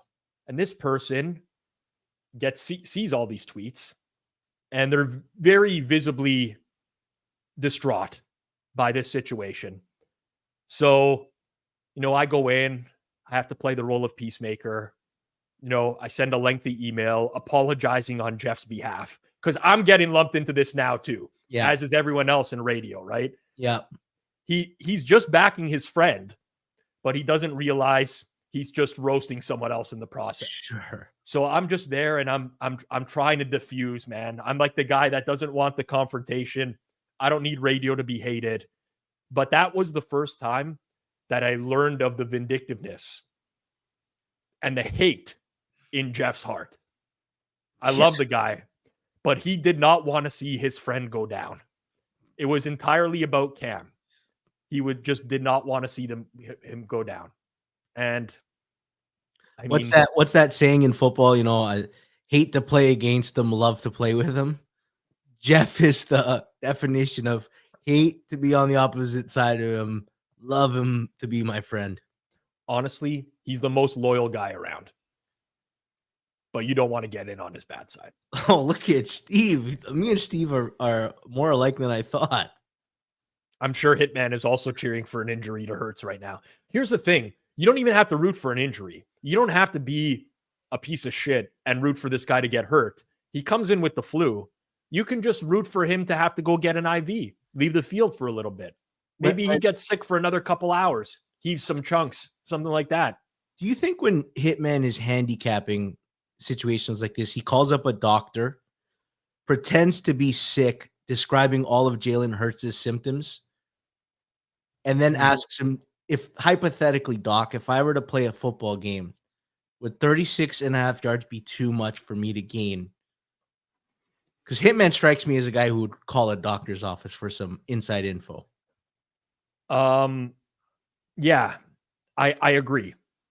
He is the type of guy that I think wants to get the absolute best. He wants to get the absolute best information at all times. Would he call a doctor? Absolutely. I think he's got guys. He's told me before with the Philly team, especially, he has who's the security guy that got suspended for the rest of the year? Big Dom. Big Dom. Yeah. I think Hitman's got an in to Big Dom. I don't know if that's true or not, but I could picture Hitman calling up this guy if he needed some information right here. You familiar? I think this is the doctor that Hitman has on call. Personally. I believe this is Jason's family doctor. Yes. This is my pediatrician. Wait, no. What's the word? Yeah, I don't know. Pediatrician. Family doctor. Yeah, That's my family doctor. Jason watches a lot of his instructional videos. Yeah. Yes. Funnily enough, I actually recently blew my back out, and this doctor's actually helped me out a lot with recovering from that. He might have caused it, but he helped blow your back out. Yeah, but he's fixing it at the same time. So, I don't know what's happening tonight, people. No, I have actually, no explanation for what's going on here. The stream has jumped the shark, Rob. We are off the rails here. You need someone to get this thing back on track. If this guy blew your back out, Jason, I mean, to each their own. Completely fine. There's nothing wrong with that. But I was unaware, honestly. It's he's helping me recover, though, which is the biggest thing, right? Now that guy's had several jobs before, right? He's been in the military as well. He's also a plumber. Cleans a lot of pipes. He does some plumbing. He's done a lot of things. So he's done a lot of things. He's like George Bush Sr., right? He has, in many different fields provided public service. Yeah, I mean, he got into the police academy for a while. Yeah, he was a police academy for a bit. Astronaut, cop. Yeah, teacher for sure. He's been a teacher for a little bit. He's had some. Didn't he headbutt one of the Italian players during a World Cup too? Was that him? Could have been him. Very similar. A glorious day for Italians. That was glorious day. I hated that. I really, not that I have anything against Italian people. I really wanted Zidane to go out as a champ. Well, that's a shame. I bet it broke your heart, eh? Heartbreaking to see him get that red card. Absolutely heartbreaking. I must have missed this one. Washing machine repairman. I didn't see that one. Yeah, I usually don't watch videos on how to fix washing machines. I'm not interested in that. No, definitely not interested in that. All right, Seahawks get the ball back here. 1:08 left in the second quarter. That should be enough time for them to move the ball up the field and then punt on 4th and 4. No, you know what? Don't chance it. It's, 10-3 is a pretty good result at half. Couple kneel downs. Let's get out of here. Regroup. Get after it in the second half. Yep, I'm with you. I think that's what I would do if I was a coach. Live line at Pinnacle is Eagles -6.5, -116. Total 37 on the nose, George. 37. God, I would love 3 Kenneth Walker carries. It's not going to happen, but that's what I'd love. He's at 7 right now. We're in good. That was me watching New England and Pittsburgh. The only thing I cared about was just give Zeke those runs, baby. George, some of the sweats I had in the NFL, this was like an all-time epic sweat week for me. Oh, like Tennessee, Houston, and Chicago, Cleveland happening simultaneously with it felt like we're gonna lose them both, and I'm just like sick to my stomach. Dude, the Pittsburgh Indy over, where Pittsburgh just couldn't stop the run. I still can't believe I ended up cashing that after being so confident I was going to cash that. Doinking, But between that, doinking crossbars and just it's awful. Indoor field goals are just like absurd, man. You know, the Rams idiot kicker.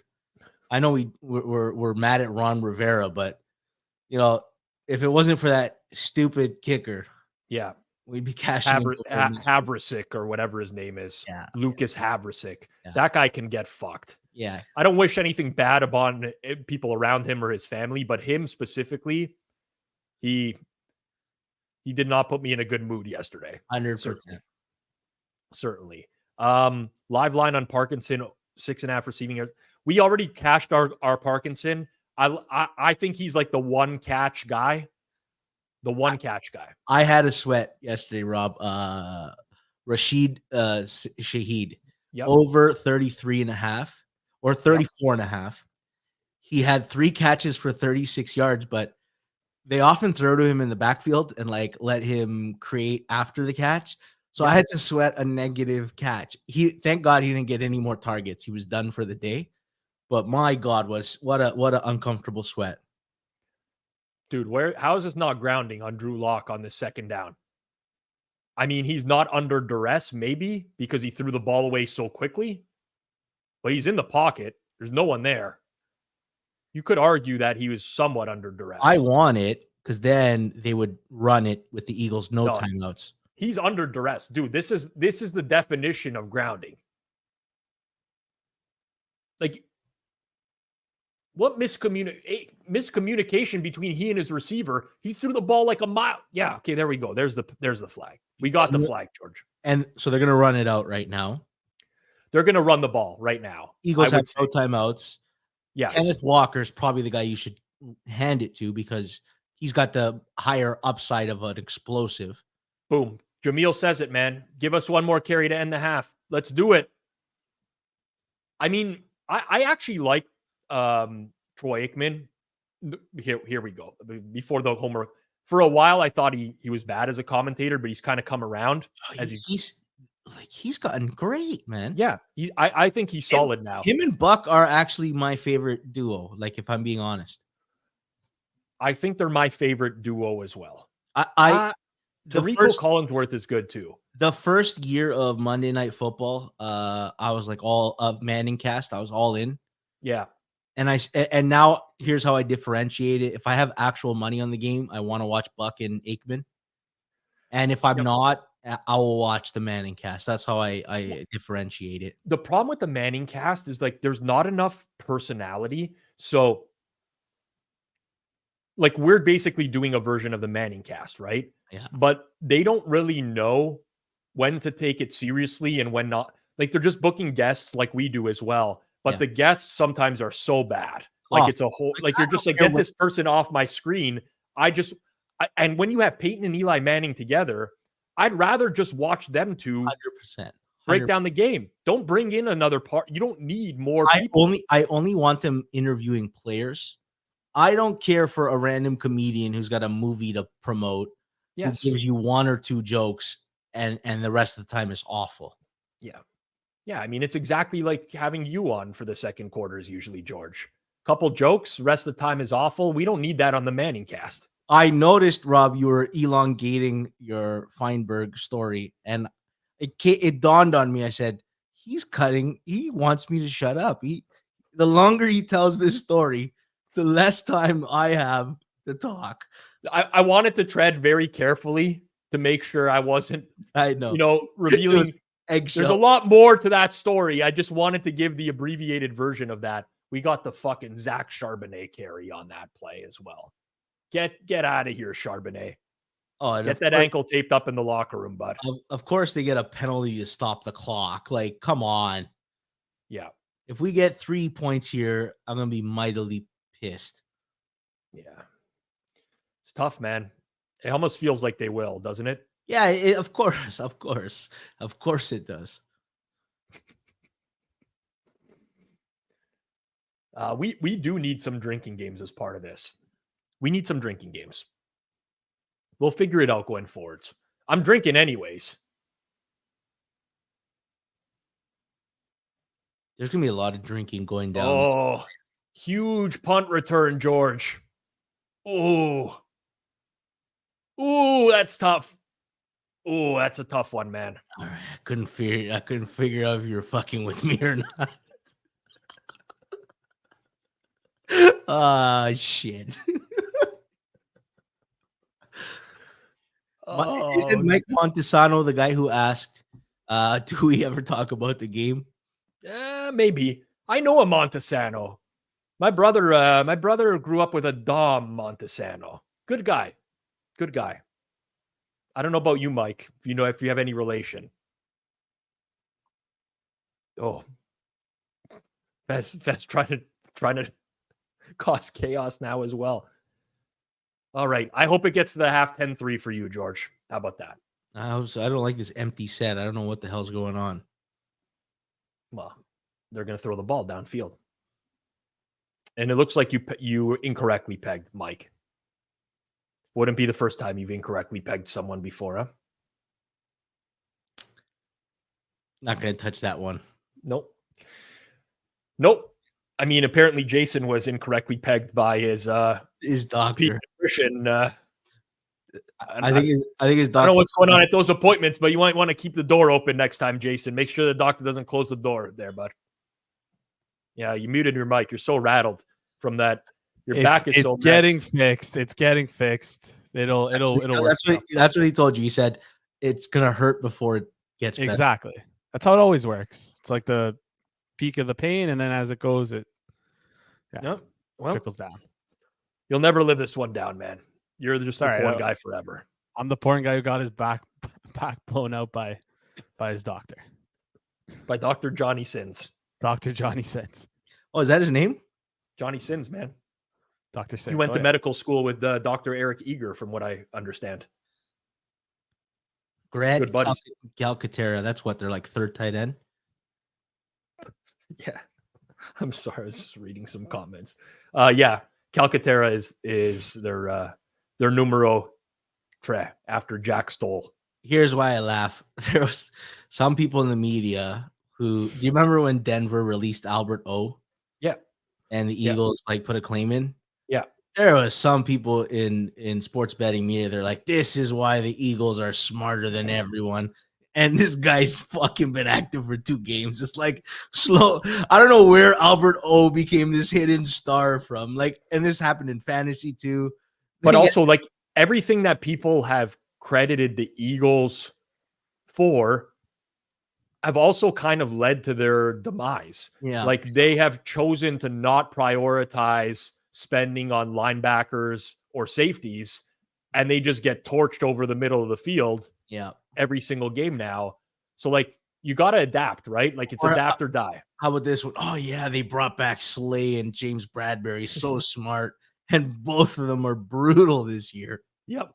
It's tough look, man. Whole defense is like, imagine having that D-line. I mean, granted, the D-line's not generating the pressure at the rate it was last year.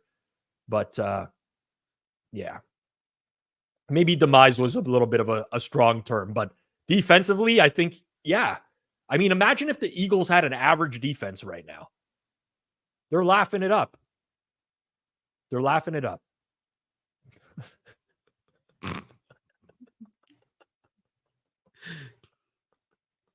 Can I say something to Barry Horse here?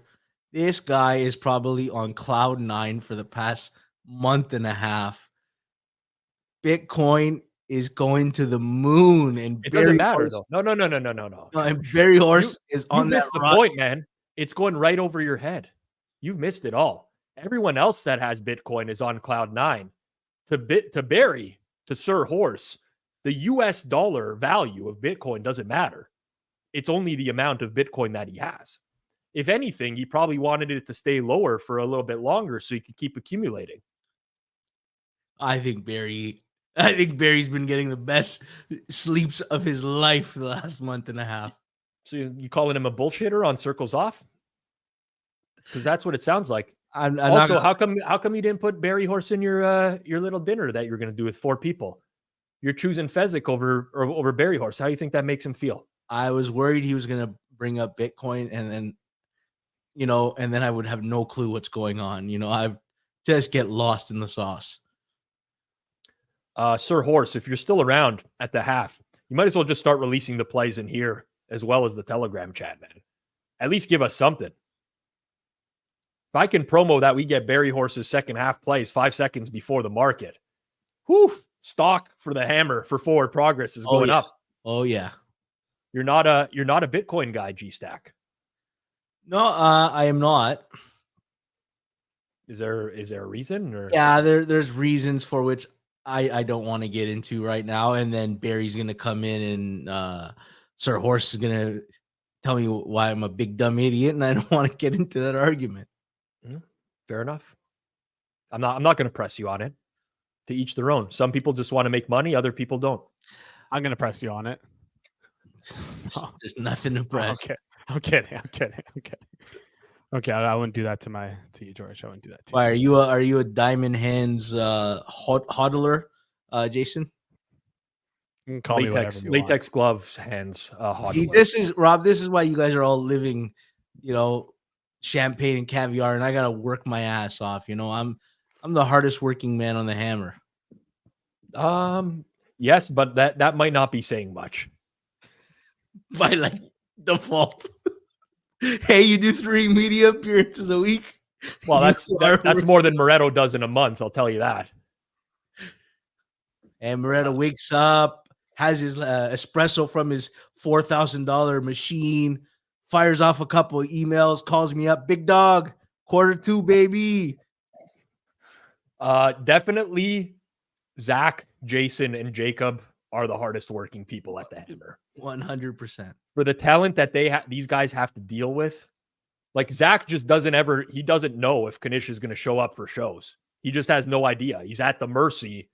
And Kanish just 4 minutes late. Sure. What the fuck? Let's go. I think Zach could use that. If he ever wanted to be a kindergarten teacher, he could use wrangling Kanish on his resume. Good. I don't think he wants to be a kindergarten teacher, though. I don't think he does. Well, I got to get second half lines posted, George. We got to talk about it. All right. We got to talk. The people want to know, yes, and they don't want to find out from Berry Horse Telegram here.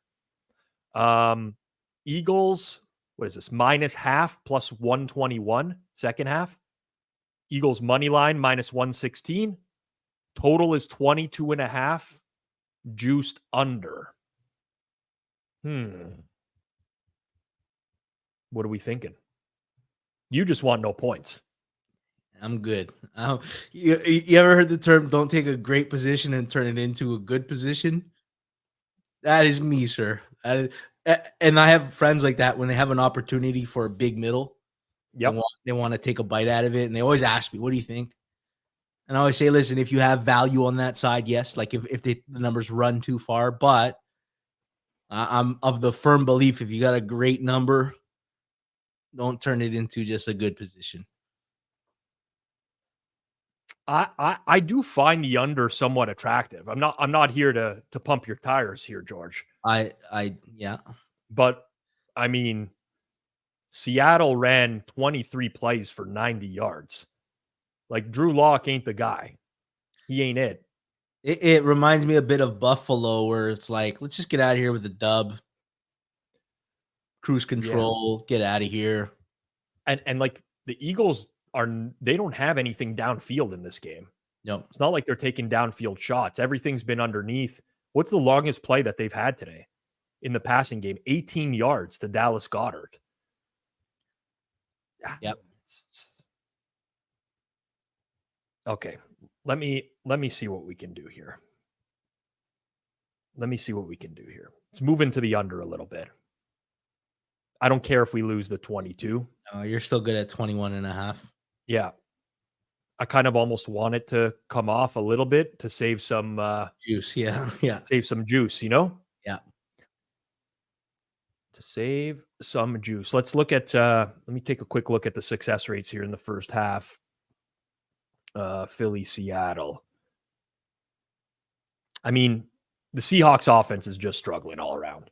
Yeah. 27% success rate on their 15 passes. They can't move the ball. The Eagles is looking better from a success rate standpoint. So it's been like a lot of methodically marching down the field with no big plays. And I think they'll be pretty happy to do that playing ahead. Sir Oh, Horse. Barry. Get it in, Rob. Get it in. Fucking Sir Horse. Buying Bitcoin and betting unders, baby. You know what? It's not moving that quickly. It's not bad. I'm able to get it. I'm not able to get it. I am able to get it. All right. Sir Horse. Guy could have at least sent me a warning beforehand, you know? But Josh got it from before Barry Horse. There we go. Oh, man. All right, G-Stack. Are we going to be friends this week or what? Are we going to be able to coexist? I look at your face right now and I find it you didn't do us you didn't do us a favor, Rob, because now we're in a conundrum. We have the Bills the final week, and unless we win against you guys or Baltimore, that game against the Bills week 18 is for the division now. All of a sudden, we might have to go on the fucking road, and I was thinking about a 1 seed, you know? But you know who I blame? I blame us for losing to the Titans somehow. I don't know how that happened. Still have no idea. But you know what, George? It's gonna be bittersweet for you when the Dolphins get that 7 seed. They march into Arrowhead and take out the number 2 Kansas City Chiefs in the first round of the playoffs. Be honest with me now, right? Because week 9, neutral, Casey under a field goal. Yep. That game happens again this week. You want no parts of that Chiefs team. No, I'll bet the Chiefs, no problem. Oh, get the fuck out of here. Wait till you hear my best bet on Wednesday, Rob. Oh, we got you doing the show on Wednesday. Yeah, I have to get redemption. I can't, because I believe Jason came on and hit his best bet. Yep. Correct. Which he ran by me, but we'll leave that to the side. He got his wait. Jason, pop your head in here. Is there any truth to that rumor? That is 100% true. I always gotta listen. It was his play. He didn't say, "Hey, G-Stack, you got to play for me." He said, "I'm thinking of these two." I'm just thinking of all the people that you could have run this play by beforehand. Wow. You went to this guy. Cleve came on and he won with the Bills, right? Yes. Big Turn came on and he won with his over. He did. Yes. I believe so. I'm the only motherfucker who hasn't hit a best bet. I can't let that down. You and him, man. If you're gonna go,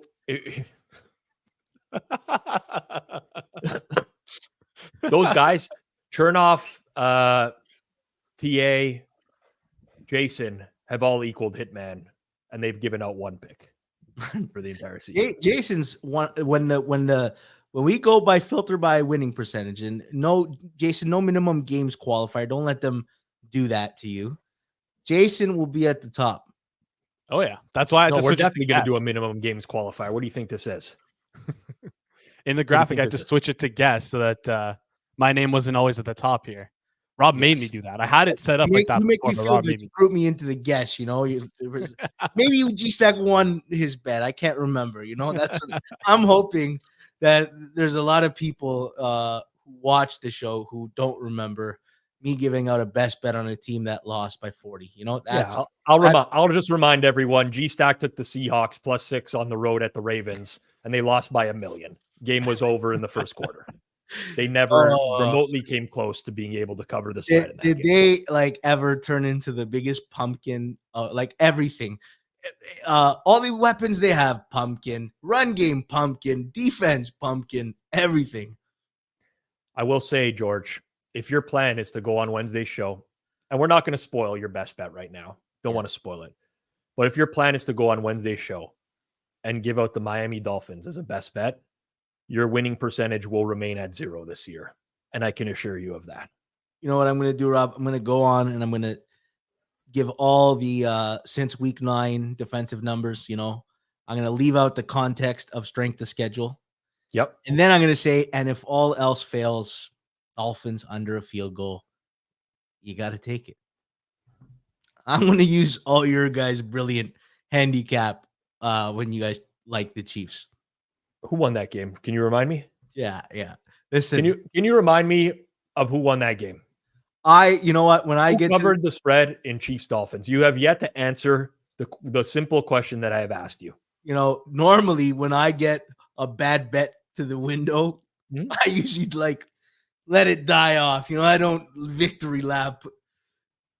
I'm coming for blood on Wednesday. I am not Spanky, by the way.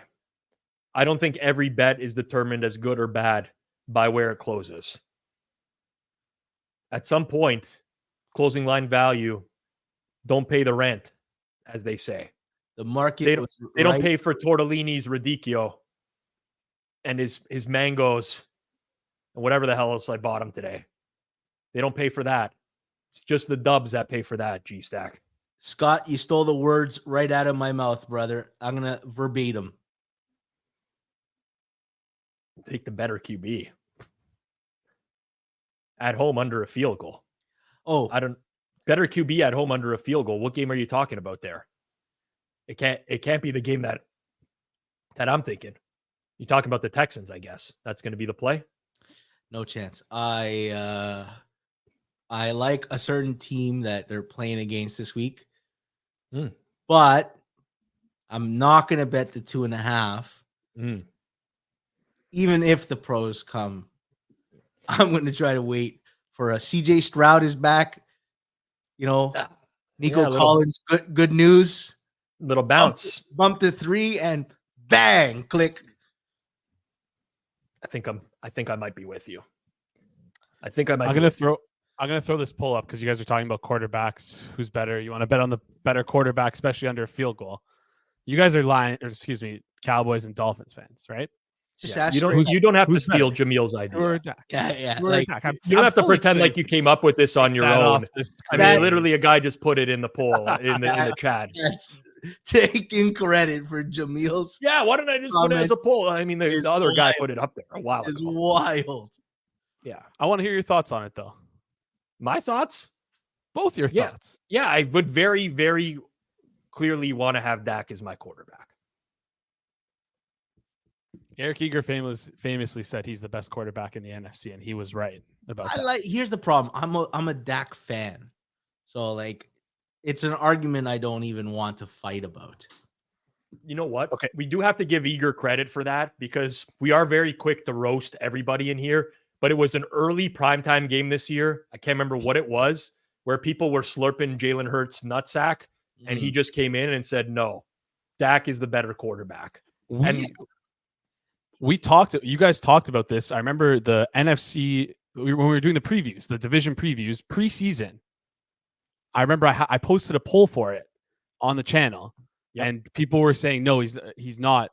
I think it was, is he a top 10 quarterback? And it was like 50-50 yes or no. And I believe Eric Eager on that show said, yes, he's not only a top 10 quarterback, but the best quarterback in the NFC. Now I'm curious. I'm just going to lump in another guy into this list. Rank these 3 quarterbacks: Dak, Tua, and Justin Herbert. Rank those 3 for me. Probably Herbert, Dak, Tua. Yeah.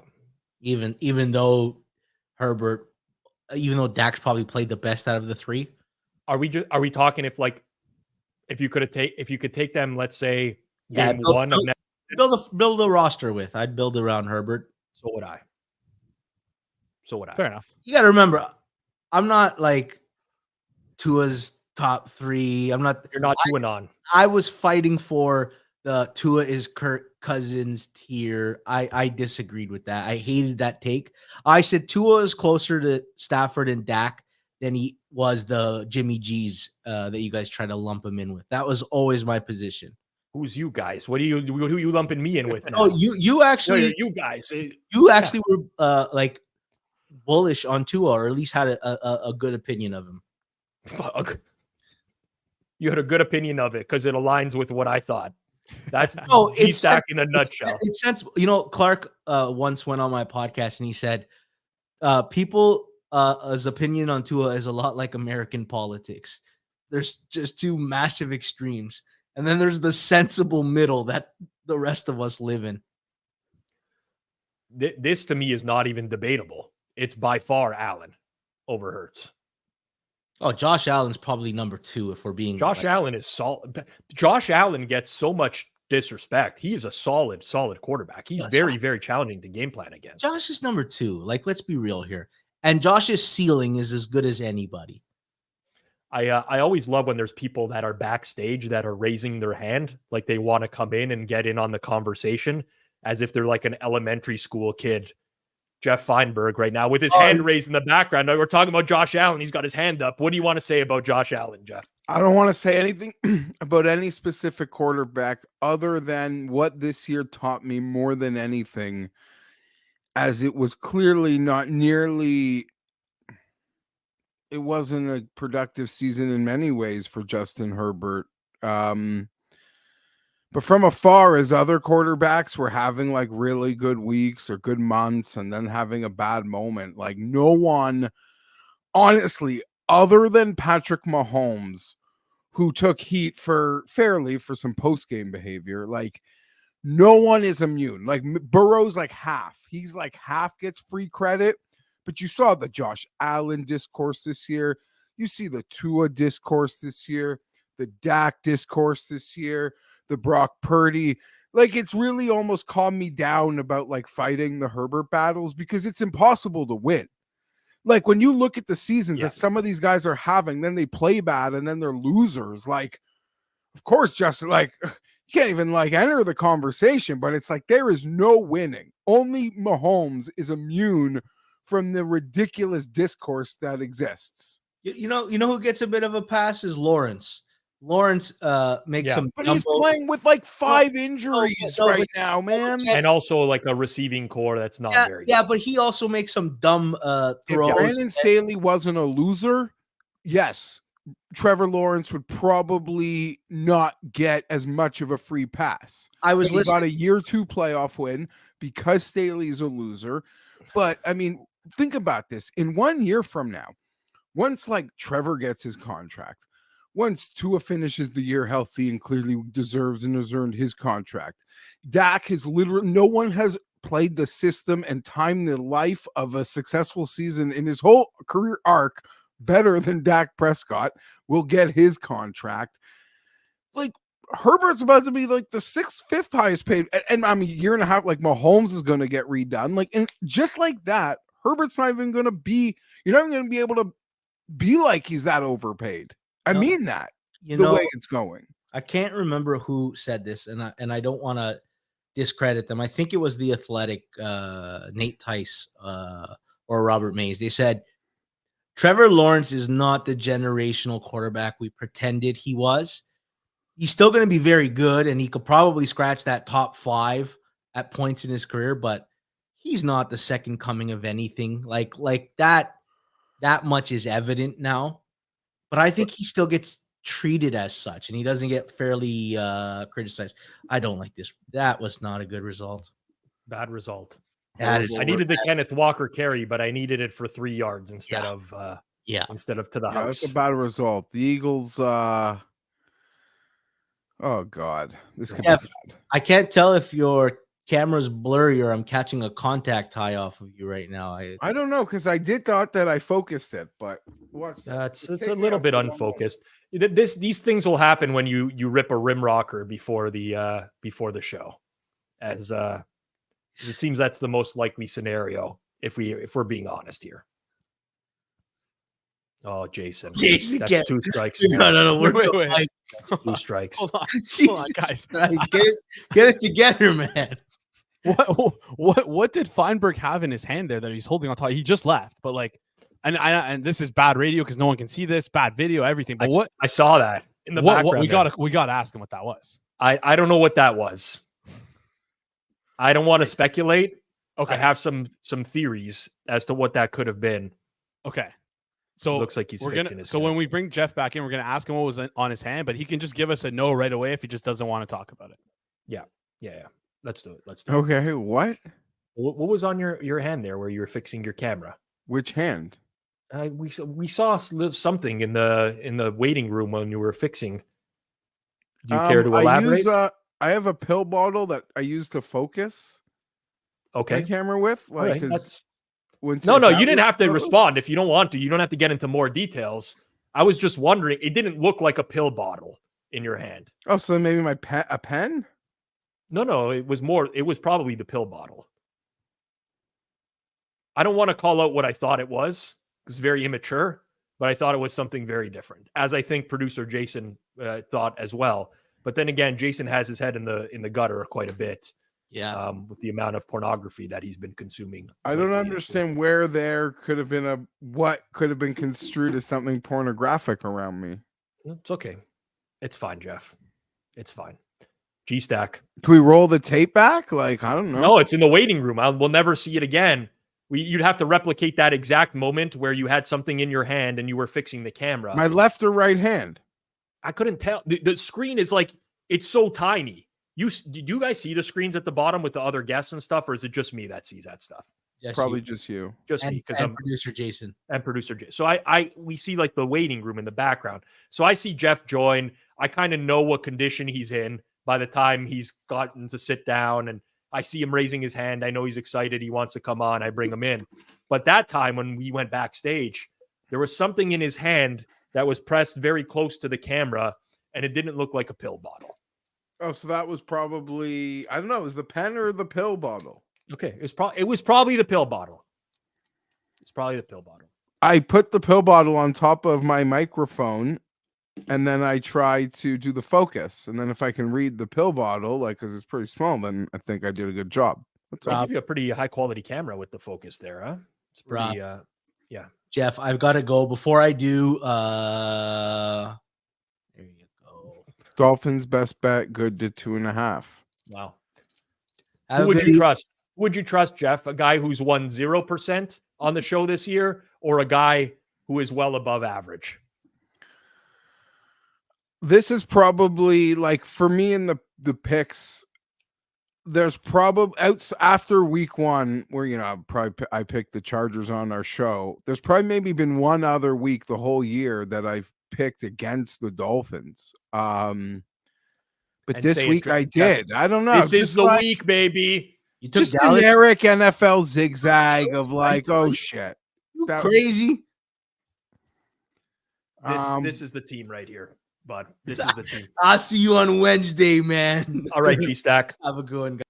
Have a good one. George doesn't know we're going to just mute his mic for that game. I actually might just boot him from the stream when we talk Cowboys Dolphins. I don't want to. That's going to be yeah, George isn't going to let, like, Rob's pretty good. Like you I don't know. George ain't going to let you forget it, Rob. He's not going to let me forget it. And it would be a really big, I mean, it's a bit of like shine off the Cowboys in the moment after yesterday, but for the Dolphins, it would still be by a significant margin their best win, because their best win this year is Denver and the Chargers, I believe, right? Yeah, we do have. I'm sorry to interrupt, but breaking I guess news?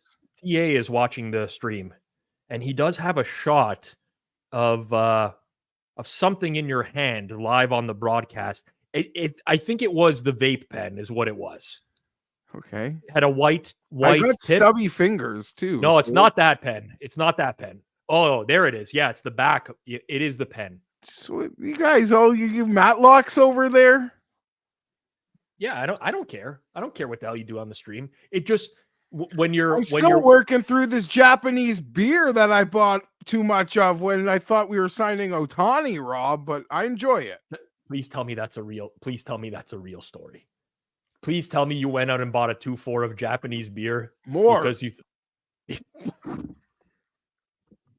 not even Sapporo, not even like the fake stuff. I will say, I called the second that Morency tweeted out that thing about Ohtani where we might be close. I called. Morency's your source? No. Okay, this was a week before everything happened. I called and got pricing for season tickets for the Jays. I called and got pricing. I riled up 5 buddies. We were going to split the full season, right? 20 games each. Yeah, with it. They wouldn't have lived up to that deal if you didn't pre-buy them. Oh no. They would have lived up to the deal. I was like waiting on the email, and I was just Never happened. But the moment that, but they could have reset the whole price system to anyone who didn't like commit. Oh, they might have reneged for sure, the Blue Jays, but I was just banking on them not. Yeah, reneging. listen, there were squares, Rob, that like bought tickets or 20 game, 12. Yeah, there's squares that bought Japanese beer. At least I bought beer. I could like, and of course that was marked up like 20% as well for What a do you sucker mean? like you. Josh thinks Asahi is solid. I enjoy it. Chosen It's actually says not really, bad. I've enjoyed it. I could buy it again. Yeah. My grandfather really liked Japanese beer. Sapporo in Ontario is produced in Guelph. The Asahi is from Japan. I got There's no way this is actually brewed in Japan. who knows how to make beer better than the fine people of Italy right here. Bro, there's no brewed and bottled in Italy. You're right. What the hell? Yours is bottled in Italy? Yeah. Well, so is mine. I'm drinking a Peroni right now. Wow. The Peroni. This is owned by Peroni. Wow. It says Peroni on the back of my bottle. What a twist. You thought you were getting Japanese beer. Instead, you got Italian beer. That's And a I'm big here swing. with you. That's it a is big Japanese beer. It's just brewed in, I mean, the same way Sapporo's brewed in Guelph, as Buddy said. Who was like the fake Italian guy that Jays had for a while there? Played for Italy in the Frank Catalanato. Frank Catalanato, yes. I call him fake Italian. He's definitely Italian. He honestly, Rob, he was so good. I worked for the Argos for a few summers, and their offices were in the Dome, so I could watch batting practice almost every day. I felt like that was happening during work hours, like just being there. And Catalanato would do the most impressive thing that I only really also saw Ichiro do, was he would just rip like 3 in a row, like just pepper the line, like literally put it within 2 feet of like the fair and foul lines, like go left, go right, go left, go right. Like, it was clearly intentional. It was like, oh, I don't know. I envied that more than the guys like ripping the bombs.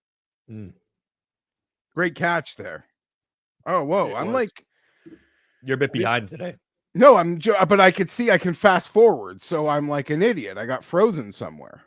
Oh, I'm like good 15 seconds behind, 20 seconds here. You're doing the streaming thing. I see. I accidentally put the indica on tonight. And now I'm feeling very hungry and a need to sink into this chair. Big mistake.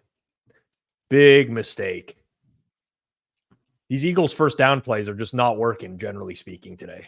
Yeah, early in the game, they were just running for 4.5 yards, 5 yards of first down, and that was leading to those like 8-minute drives. Yeah, now they're trying these wide receiver screens that Seattle's waiting for, and they're going nowhere. It's a tough look, man.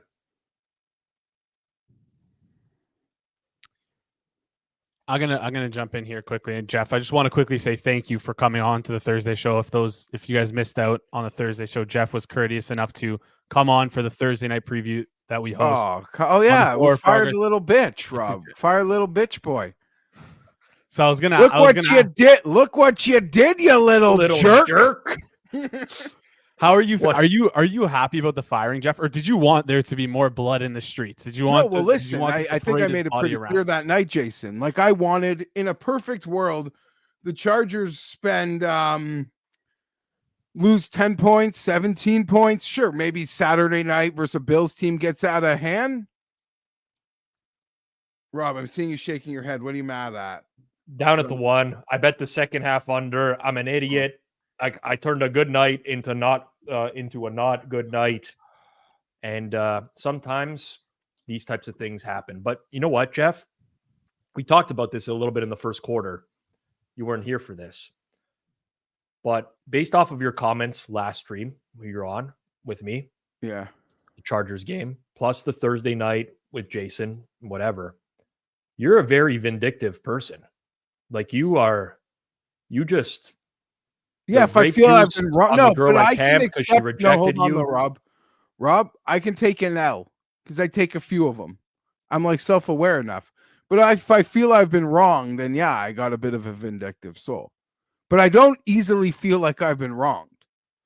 Despite you tell me if I'm taking this too far here, and I'll stop, okay?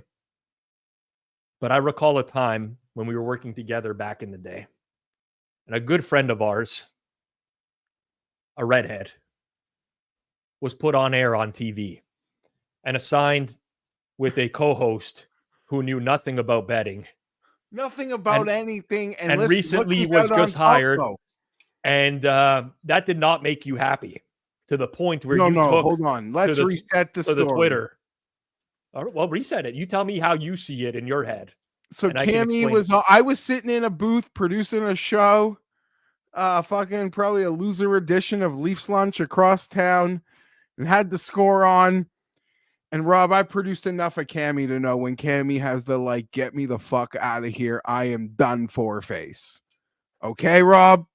You know the face. I couldn't even do it. Sometimes we see it before we start the content record. Before you hit record, sometimes you see the face and you're like, oh shit, I got to cheer him up quickly on this one. I know the Cammy, I am drowning. Throw me a life preserver, Pizzola face. I'll never forget that face. And he was done. And I saw it on TV. And I tweeted something about that face. And you caused a lot of emotional distress for the other party in the situation. Yeah, and then I put Cammy. Yeah, you guys, did you record with Mayo? You didn't even talk about this with Mayo this week. I don't care. Get Cam's side of it. I felt bad. I reached out to Cam. I apologize because it obviously caused him some shit. And girls, they're like, listen, George, there was a beautiful tweet that was put up today from, I think it was your show with George at the end about, the holidays and hit up a friend. And I kind of re-emphasize that at the end of Mayo's show, but acknowledge I can only Pat, I assume your audience 90% guys. I don't even know if there's a girl. Sometimes it's 98% male. Yeah. So I don't want to disrespect the 2% lady out there, the 1% lady out there, but I can only speak from what I know as a dude's dude. And I got friends who I haven't spoken to in years. Rob, if me and you hadn't spoken in 7 years, and then we showed up and I was hanging out with you, it literally feel like I'd never stopped speaking. That's how quickly guys can pick up. We're not catty girls, or there's a reason they stopped being friends. We're just, no, I swear we almost went out when we went out for lunch a few weeks ago. If you told me, buddy, our friend Ronaldo was going to show up there, I don't know if I've seen Ron in a decade, I'd pick it up never a moment dropped, literally. Mm-hmm. Yeah, so just a dude. So I don't know. Cammy's a dude's dude, and I don't know how I'm going back to that, but I just wanted to. You know what, Jeff? I will say that it actually worked out for all parties in this situation, because I think your tweets drove her to work that much harder. It was one tweet. What do you mean tweets? Whatever. I thought it was a series of tweets. No, it wasn't a rivalry. I was I didn't want. I realized I'm smart enough. Oh fuck, that didn't help out Cam. I put Cam in a weird spot because Cam didn't even say anything. It's not like Cam ever bashed her to me either. But I can get how she would think oh, that guy's good friends with Cam. He must have been insulting me to. And they were probably out for a beer and he was bashing, who knows where her head probably went. I was just doing a producer shift. The score was on and I saw the face, he was dying. They used to have them live on at lunch or noon, probably around the same time. Yeah. Cause I'm saying I was doing Leafs lunch. So they used to do an early midday live thing. And yeah, Cam is good, Rob, but Cam, Cam needs, he needs someone that he's got to be able to bounce. My whole, because he can go in really random ways, and then she'd have this look on it I don't even know who that is. Winston October in November, right. Well. I'm right as a random Cam CFL drop, but Winston October in November. Thank you. You got to just channel the inner Paul Bearer voice in order to get the Cam impression. He thinks every commentator sounds the exact same way. Yeah, I'm Paul sure Bearer. Cam might remember it differently. I'm not innocent, but that wasn't that. Well, like I said, That wasn't like Rob. I had to play the role of the diffuser that day. You might not know this, but I had to have a conversation. I had to say, shit, listen. I don't want to hear. Sometimes I feel bad. I had to say, Jeff does not. It's nothing against you. He's just very protective of You were Cam. still there, I guess. Yeah, you were working like web or like something under Macklin. I was upstairs on the fourth floor. I was on the fourth floor, and oh yeah, you were there for a while, like doing other things. Yeah, you're right. So yeah, you were there. I caused it, but no, Rob, it wasn't like a tweet storm, or it wasn't like every time I saw the show, I'd send out like a tweet. It was just one. Oh man, like fuck, throw Cammy a life jacket. This girl sucks. Like I don't even remember what it was. Didn't help. Cam might remember it differently, as do you. But we need one more Kenneth Walker carry, is what we need here. Oh, I love Cam so much. Yes, those were good times. I just recalled.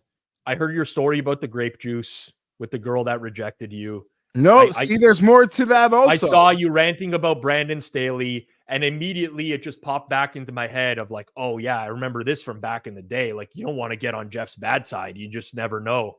He's a wild card. He's like Charlie and It's Always Sunny, the wild card. Yeah, you're right. There's a bit of a wild card. Come and think like, no, he's not going to like that, or no. And I'm like, okay, that's cool. Yeah, I was wrong. I got to eat it. Or it'll be like, no. Totally, like he fucked me over. I'm not happy about that. Yeah, where is that Jobo guy that's always making the jokes? Someone tweet at him, tag him. Everyone tag him right now. Ask him where the fuck he's at.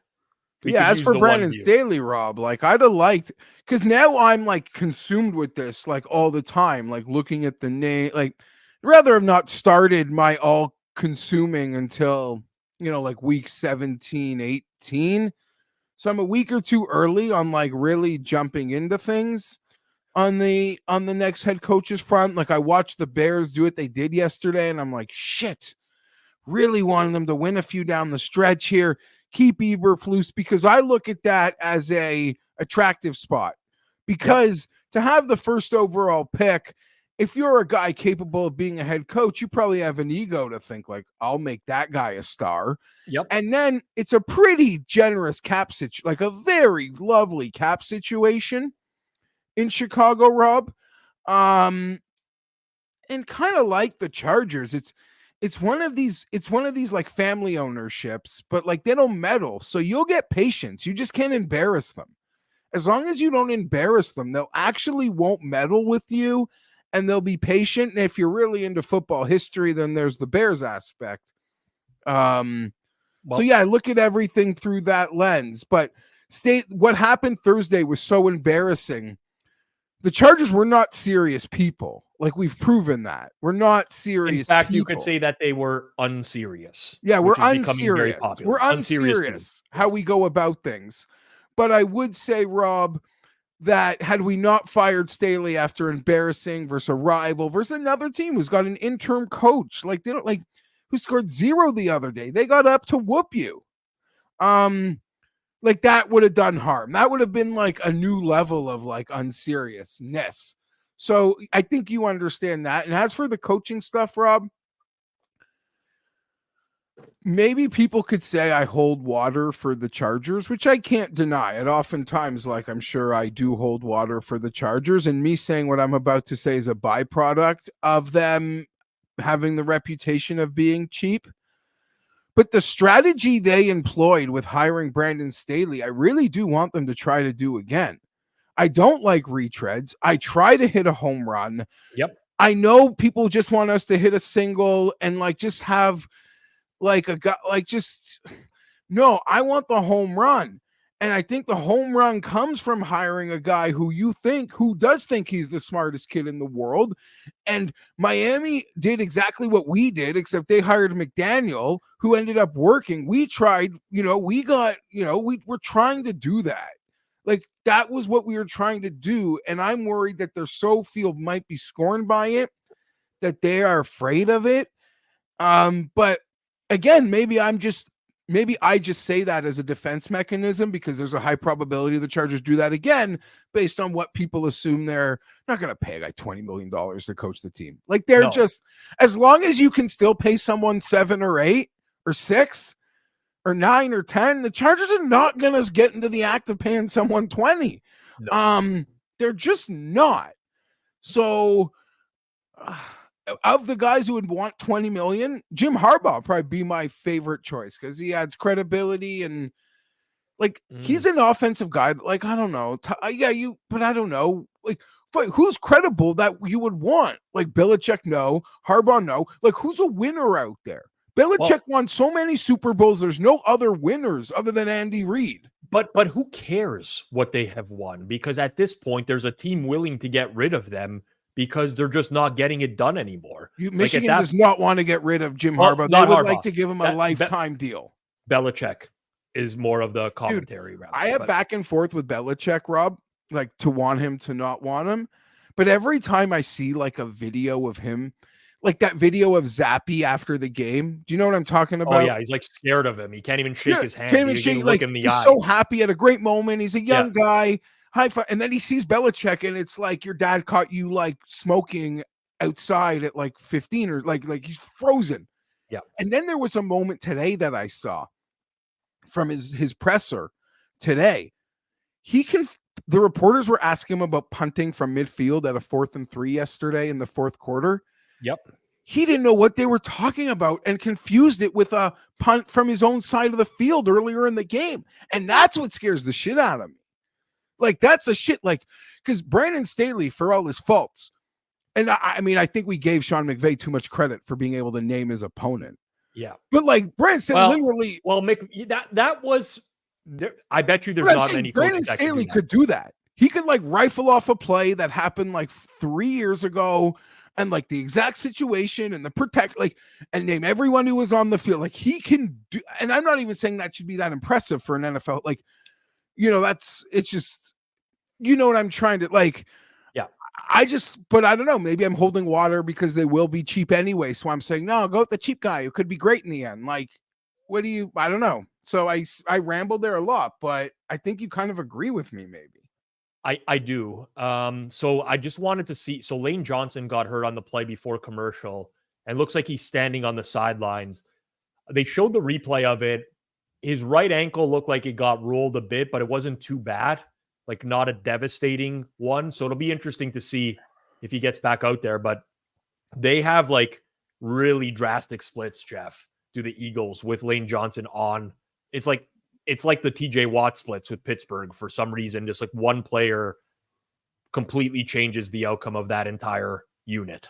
Before you spend the last minute answering my question, what has Seattle done tonight that has not allowed the Philly receivers to break out in a way that the pregame inactives would have had most like casuals assume they would? Like myself. With Witherspoon and Jamal Adams out in the secondary, what I'm assuming, and I'm not watching it closely enough to tell you, but I'll be able to check this in the data after. But look, I'm looking right now at this snap. I know it's 2nd and 13, but look at how high the safeties are playing from the line of scrimmage right now. I think they're just playing to allow everything underneath, like a lot of too high looks. And that's how those 8-minute drives happened, because they let them have 15 plays. And Philly is the team that can consistently like beat that. They can do that. They can take their 5 yards. Carroll also coaches to not get blown out. Oh, so it's all like a perfect package of all of it, right? Like, exactly. But like, I bet you if we look at the success rates for the Eagles right now, they're probably very high. Yeah, the Eagles have ran 53 plays and they have a 53% success rate. That's very, very high. So it's not like they're here's up on screen. This might be a little bit outdated, Jason, but yeah, from a few plays ago. Give it one more refresh here. And opening night, that was a good time. I remember that day. Dude, yeah, my optimism. We all had fresh football excitement, Rob. Bright eyes for what lied ahead. Yeah, when the Lions won that game, it was very depressing for me because I had to hear Kanish to start the season, just getting like super excited. But yeah, the Eagles offense looks fine. It's just what is that? Early down passing has been rough for them from an EPA perspective. Yeah, too many losses on those early down screen passes or not getting enough. All right. Punt incoming. Gonna call my shot, Jeff. Yeah. I'm not just doing this to troll. Easton Stick and the LA Chargers beat the Buffalo Bills outright this week. Get out of town, buddy. Calling my shot. Why? Just because they were embarrassed or like new coach? Like the Bills looking good? Like maybe it'll be somewhat close, but come on, man. All of the situations are aligning. They're all the buys. But the Bills are gonna just like play it safe, get out of there with a win, not have to do anything too crazy. Like, what do you mean? They are playing it safe now. They generally have been doing that the last few weeks. It worked against Dallas because they ran the ball for like 270 yards, but they're playing a very safe style of offense. Safe. I will really bet Chargers money line. I'll post the ticket of Chargers money line. Well, yeah, I mean, listen, I told my nephew we're not going, pal. And he wasn't happy.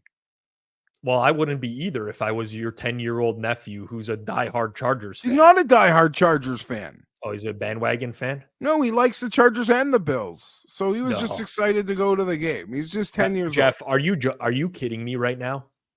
I'm not going. You actually have to be joking me right now. What? Your nephew, who likes the Chargers and there'll be other Bills. games. There'll be other games, Rob. You're going to be together in LA. In San Diego. Okay, so you'll have to travel a little bit for the game. Yeah. Are you going? You're not going to take your nephew to the game because you're sick of your franchise. Jeff, if you need a Bills jersey and want to go, I can give you. I have Bills jerseys. I have Chargers jerseys. There's so many games. This kid's we're gonna go to so many. There's just moments in life. I'm gonna take him to the Holiday Bowl instead, Rob.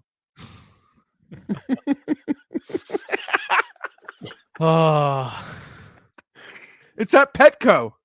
It's just an easy drive to downtown San Diego. I am not driving from Carlsbad into the cesspool known as Los Angeles. That cesspool, Rob, to see Easton Stick and GIF. I'm not. So you're going to go see Louisville USC instead. I'll drive 20 minutes. Petco's beautiful. SoFi. I don't need to sit in that fancy airport terminal SoFi. Jeff, either. I'm going to be very upfront with you. No, he doesn't care. I'm going to buy him off. No. Do not worry. Hear me out. I'm buying the kid off. The kid is not worried. Do not. I like you as a person, Jeff. We've been friends for a long time. But in terms of low points, this has to be up there. I don't think so, man. Your 10-year-old nephew, meaningless, who is a supporter of the Chargers. I tell him not to be. I forget about what you tell him and what you don't. He supports the Chargers. He supports the Bills. I'll take him to a card store and you're going to take him to watch Louisville and USC in the Holiday Bowl at the same time because you're sick of the Chargers. No, it's a different day. Oh, it's a different day. So you could go to both games. I'm not, Rob. You're digging yourself a further grave, Jeff. Rob, do you know what it requires of me to go to that place called Los Angeles? Like, I don't know what? We should start a GoFundMe for your nephew. What's your nephew's name? I want to get his name is Jack. His name is Jack. There's no net. What do you mean GoFundMe? Someone's got to take him. Is he a Feinberg? No. That changes things. We got the Walker carries. I was so distracted from this story. This is honestly unbelievable to me. No, you're making it worse than it is. No, you made it worse, Jeff. I thought the kid was just a Chargers fan. I did not learn that he was a Chargers and Bills fan. He's not really anything. He'd be a Bengals fan. Like it does. Like he just likes video games and. Rob, if I told him if he watched every play of last Thursday's game, like if he watched, I would. If he stepped into your shoes, he wouldn't want to go to the game. But guess what, Jeff? He's 10. He wants to go to the game. So someone else, his sister can take him. His dad, other people can take him. if I could find a random to take him that I trust and I vetted, would you be okay with that? I do have some friends in LA that I can call upon. He's in San Diego. How are they going to get him to LA? I believe Rob? Chosen Sports is in Sacramento. I don't know how far that is, but like I'll pay for his ticket if he wants. And he's a stand-up guy. He just does like some roofing and stuff. He's a good dude. Rob, when it comes, I'll be honest with you, okay? You've known me a long time. And you won't even dispute this. And you would have agreed to this before this reveal. When it comes to the Chargers, I am the biggest selfish piece of shit in the whole world. And why? Like, why? For those losers? But I got my rules. And I like, over my dead body will I be anywhere near that building on Saturday. I will be enjoying. I'll take you a picture of the beach or a great view that I have. I won't even try to download the Peacock to watch that stupid thing on. Jeff, I've never thought less of you than I do right now. That's hard because you know me. Yeah, well, I guess maybe when I had like 12 years ago when I had to, pour some water on the fire that you caused with the whole Cam Stewart situation. Maybe at that point I was a little bit rattled as well. But you know what? Don't talk about me with the guys. Don't, because there's nothing good. Cam will be so disgusted at this story. It's gonna be brought. I'm sorry, Jeff. It's done now. It's part of the material this week. There's nothing you can do about it. It needs to be discussed. It can't not be brought up. You're gonna Cam's gonna be so upset with me because you're gonna bring up these memories of that day where I caused him a lot of grief, and then he's gonna be so upset with me about my nephew. So, you're just, and I don't know, Cam. Like, I love Cam so much that, like, Rob, you could be upset with me. I'd get over it a lot quicker than like hearing like Cam's disappointed in you, Feinberg. Maybe Cam surprises lots of times as well. So maybe he won't be that disappointed. Maybe he won't, and he'll stick up for you. Yeah, I'll doubt it. But and you know what? Cam would support the Holiday Bowl. He might. He actually might. Although he would be very upset that you're not seeing a backup quarterback in Easton Stick, because you know how fond he is of backup quarterbacks. I'm a Chargers fan. We don't do backup quarterbacks. I don't respect them. That's just part of my life. My guys play games up until now. Okay. Enjoy the fourth quarter, Robert. All right, Jeffrey. Have a good one. Rip another rim rocker. Have a good night, my friend. Later. Go Eagles. Yeah, you're up. Jeff Feinberg, everyone. Never ceases to amaze me. Never ceases to amaze me. Also never ceases to amaze me how unlucky this guy gets on his best bets on our programs here. Hitman? How's it going? Is it my fault? I write in the sheet, Vikings 3.5. We do the leans. The line when we do the leans was what, Rob? 3.5 minus 120. Moves on air. Gotta pivot. Would you be upset? To a game that was 3.5 earlier that day also, because I bet it like 2 hours earlier. It was 3.25. Yep. Now, would you be really upset if I told you that I was the one who bet the Vikings and caused the move from minus 120 to minus 131? No, because I was the one that bet the Bears and I caused the move from 3.5 to 3. I didn't make that bet on air. I wish I had, though. Would have been great for content if I could have posted that ticket, but it is what it is. What are you sweating for the game? Condolences on the Jalen Hurts unders, unfortunately. Yeah, I'm gonna get killed. I got killed on props this week. Everyone did. Everyone did this week. I heard ETR had a really bad week. Everyone that I know that bets prop said they lost this week. It's been the whole season, and probably the best. Well, not them getting killed. I'm still winning, on personal props and everything. But like, it's at the point like 3 years ago, I would say. And like you could say I'm a BSer. I don't care. I've won on props. There's 22 weeks, like week 1 through 18, and 4 playoff weeks. I would win on props probably 21 out of 22 It's fucking weeks. bullshit, man. It's bullshit. and now like it's gotten to the point it's like 13 out of 20. It's tougher. 14 It's more out of 20. competitive, man. It's more competitive now. Crazy. It's tougher to I win mean- at betting when you're an originator now. I mean, just think probably the best indication is that ETR has a team of 10 people just for NFL player props. Yep. They're as sharp as can be. And their release system, I disagree sometimes with how early or giving stuff at one book and everything. And they're losing. They're down on the year. Yeah. Like, and it's funny. I know a guy at one of the bigger books, like a trader, a head trader. And he said to me, he's like, yeah, we're cutting everybody on the NBA props and everything. We're getting killed. But he's like, NFL props stay the same. Like for everybody, it's like, he was like, yeah, we're crushing NFL props and NBA getting crushed. I want to sync with you here for play clock. I'm at 8-7. Am I ahead of you?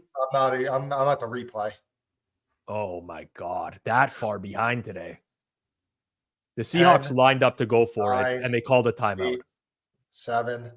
All right. You know what? For you, Hitman, today, since I am not planning on live betting any more of the game, I will sync with you when we come back from this timeout. I could use JSN like 20 yards more. That's not going to happen. I mean, they're just not. They're running the ball way more success than anybody anticipated. And I played the Kenneth Walker over attempts. I just figured this was going to be the style from Carroll today, who's just loves to play games with these. He loves to play games like this. Yeah. I got a good amount on Eagles -3. Just had a hard power surge here, man. All the lights flashed off for a very brief second. Okay, I'm pausing my TV at 13. You tell me when you get to 13. Cool. I see Ryan said could use a Fant catch here. So could I. Bet him live. We're good. Okay. All right. Snap. Good. Ooh. That's Oh gotta my be a play. God. Yeah. I James had to- Bradbury with a big hold. Who would have? When has that happened?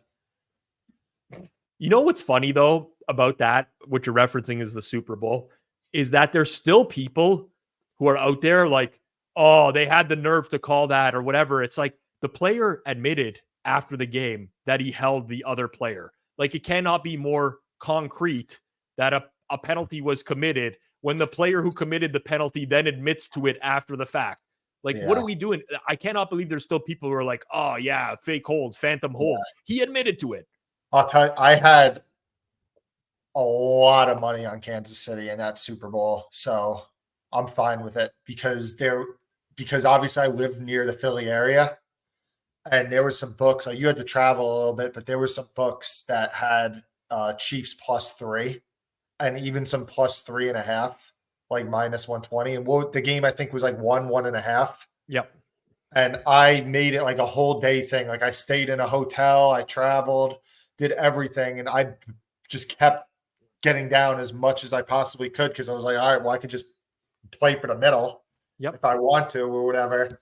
So I ended up having a lot of money. I remember, I think they were down like 10 and Mahomes re-aggravated his ankle at the end of the first half. Yep. Yep. I remember that week clearly because I believe you called into one of the shows from your car. Yeah, that was probably an AC trip, to be honest. But oh man, 2nd and 14, big play here. Just look for DK, man. Just go for DK. There we go.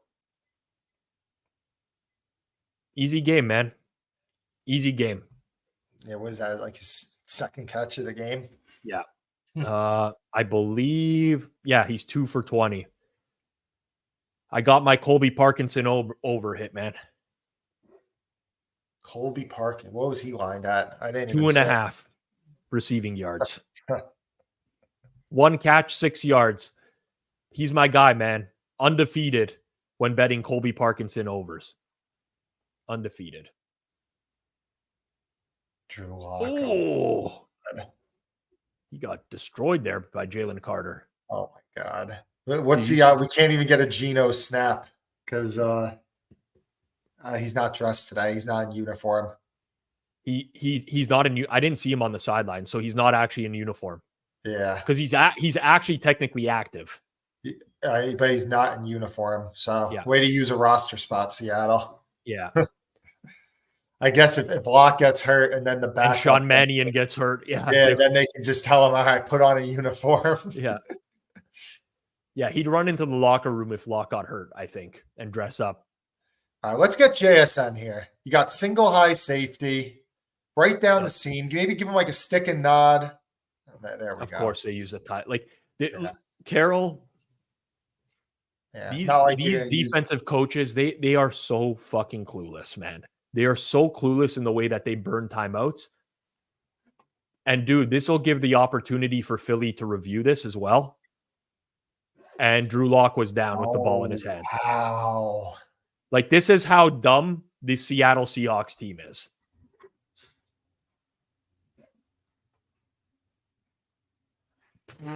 I can't. This is Pete Carroll's Mona Lisa, my friends. Hang this one in the Louvre.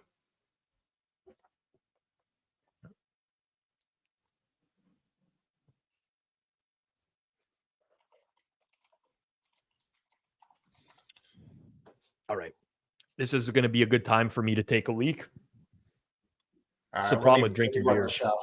Yeah, we'll bring Jason in here. People demand porn guy. Porn guy. Jason, what did I have on? I think leans. We had a 1-0, right? Leans for this week. I haven't gone back and calculated it yet. Well, make sure you remember when you do the Vikings one, it was 3.5, 120 when we did it.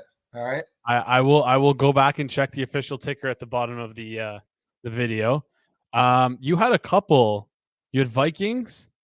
You leaned. Can I give out what's in the sheet right here? Are you okay with that? Yeah, go for it. So you wrote down lean Packer /over injuries though. How do I count that? Well, we didn't talk about that game, did we? We did. Tampa Bay, Green Bay. Oh, we did. Yes.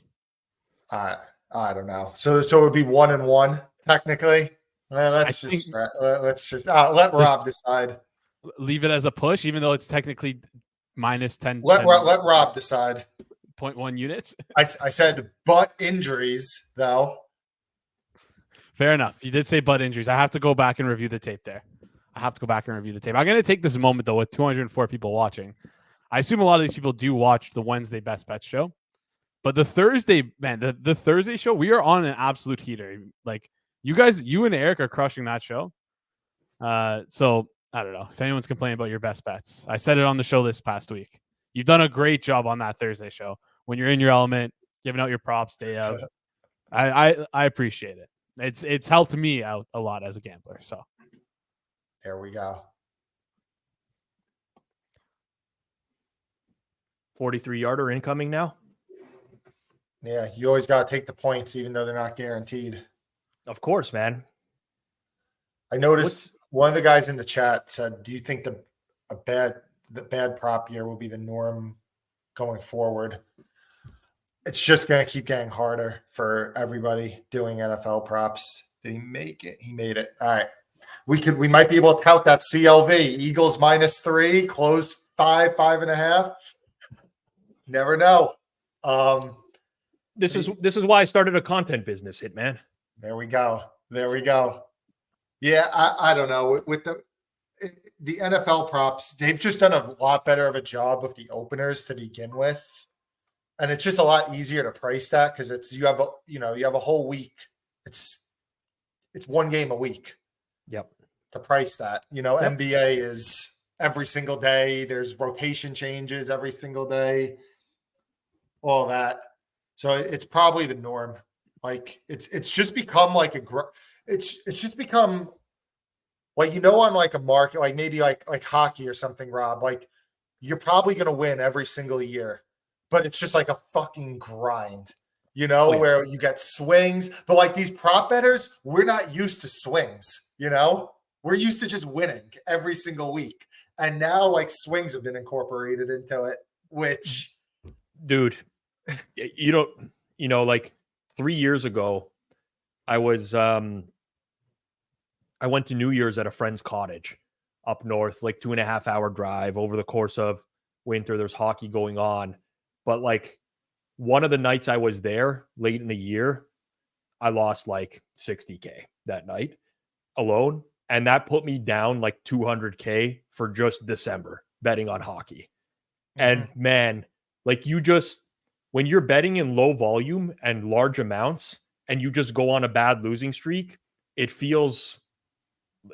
just feels insurmountable. Like you could beat you could make 18 bets and you go 17 of 18 on CLV and you're beating the market by like 3-4%. I got Dinky messaging me, rest in peace, at the time, of just like, these are good bets, don't worry about it or whatever. But betting like that takes the life out of you. And like we'll get back to the game in 1 second, but I was just thinking about this today because I was looking at my calendar. I'm like, oh yeah, I have a optometrist appointment, eye doctor appointment in early January on a Saturday morning, like the 6th or something like that. And I'm diabetic. I get my eyes checked every year. Recommend everyone gets their eyes checked. But typically that day of the year is the most stressful, anxious day of the year for me because I have to put eye drops into my eyes and I can't see for like 3 or 4 hours. It's blurred vision.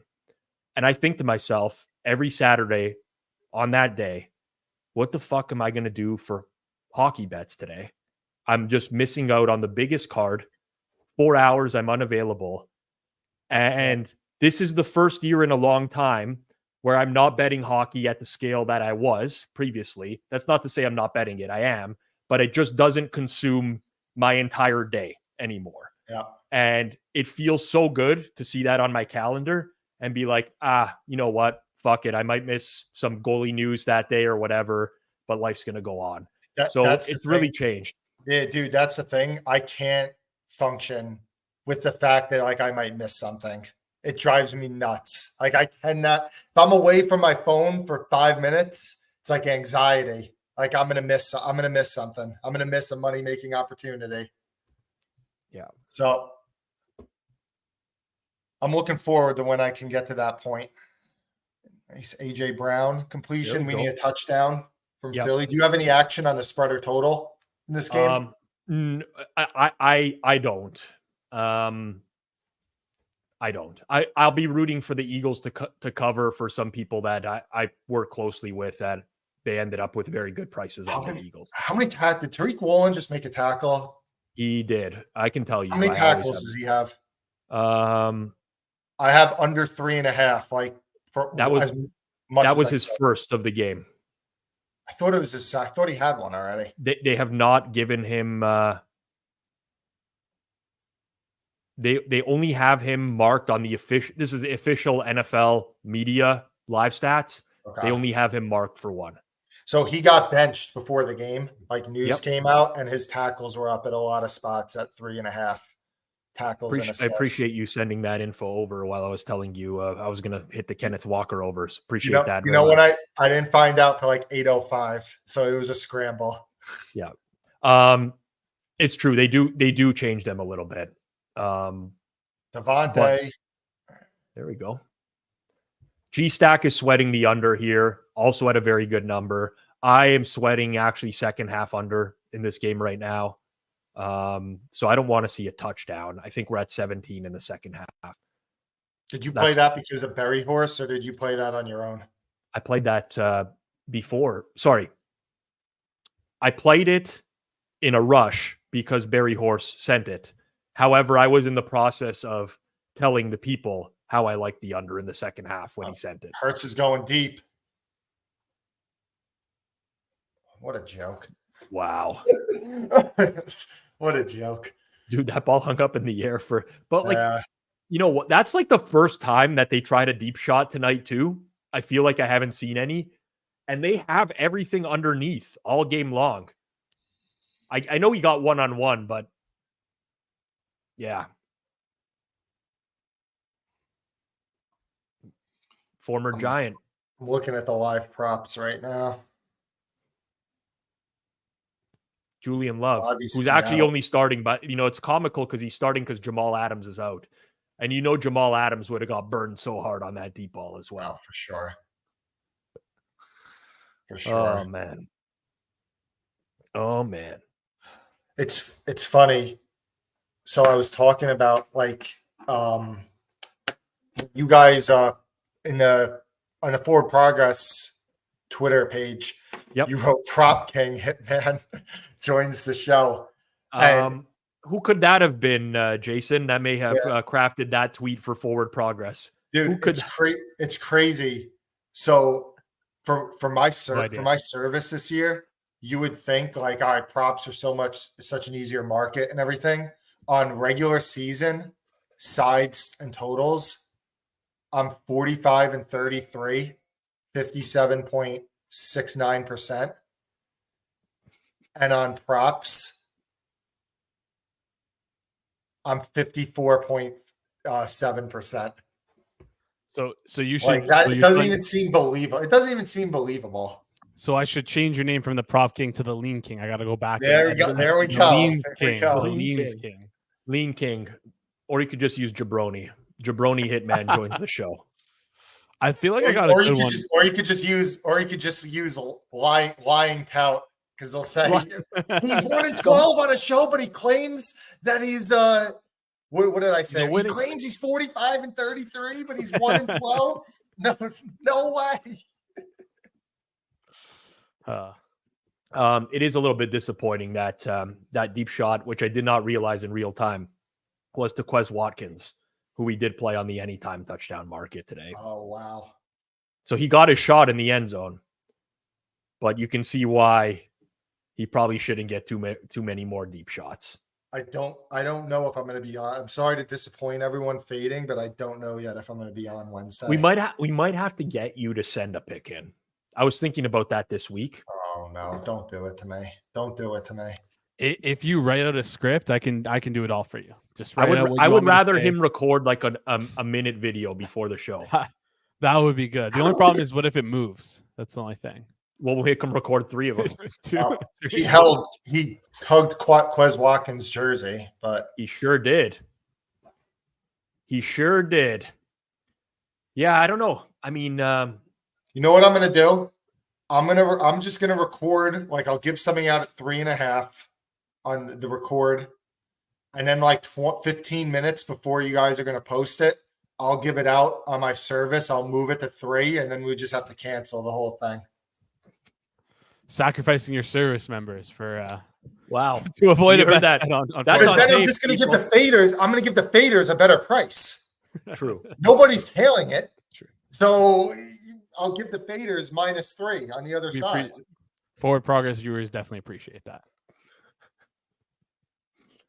Oh man, do you know if anyone in your who purchases your services has been watching Forward Progress and fading you through that? Has anyone messaged you about that or at all, or no? No, I haven't got any messages about it.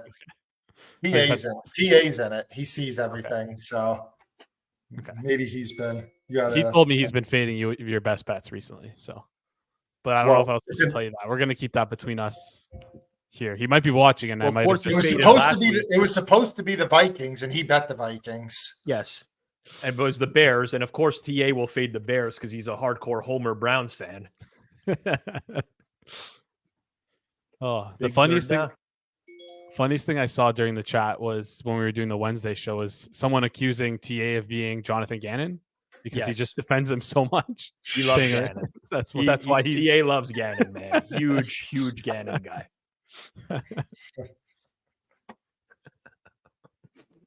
Oh, I love that.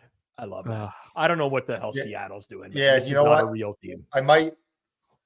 The reason I might be off is I might be a little behind by the time we get to Wednesday, because I think tomorrow I'm giving my wife 1 day, Rob.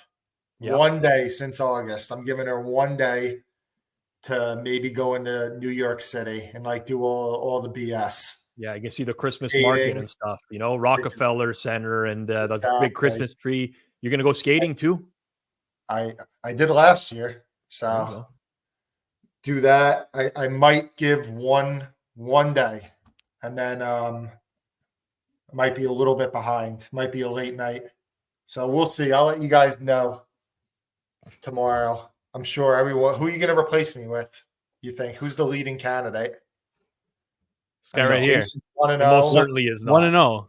This guy right here. Want to know? Go with George. Go with George because I know George is 0-1 and his net. George will be on. George is on margin's Wednesday. like -35. Yeah, or something. he needs. The problem is if he comes and gives the Dolphins, he's going to be 0-2. I'll tell you right now. The problem is if George is on, then there's going to be someone in the chat who tends to be very difficult of a chat member that he might have an aneurysm if he sees George. You know, he might be upset because the source of George's income still remains unknown. Yeah, there we go. As if we all have to divulge our sources of income, right? From betting. Holy fuck, man. This place is too much sometimes. I just think about the world we live in. I mean, Hitman, the first comment on today's stream, I got to scroll up right to the top. Absolute first comment. It's going to take me a million years to get there. Came at 4:04. Unhinged at 4:04. Unhinged. 4:04. This early. Someone saw the tweet, clicked on it, because there's no way this popped up in someone's YouTube that early on. Someone clicked on the tweet and then wow, the chat has really gone ham today. I've been scrolling for days. I'm still only at 9:15 p.m. I'll get it eventually, people. There. I can do it, and you can do your thing, Rob. I can do it. It's all right. Jalen Hurts is going to keep running running the ball. This is where I'm going to see if they have a live odds right now.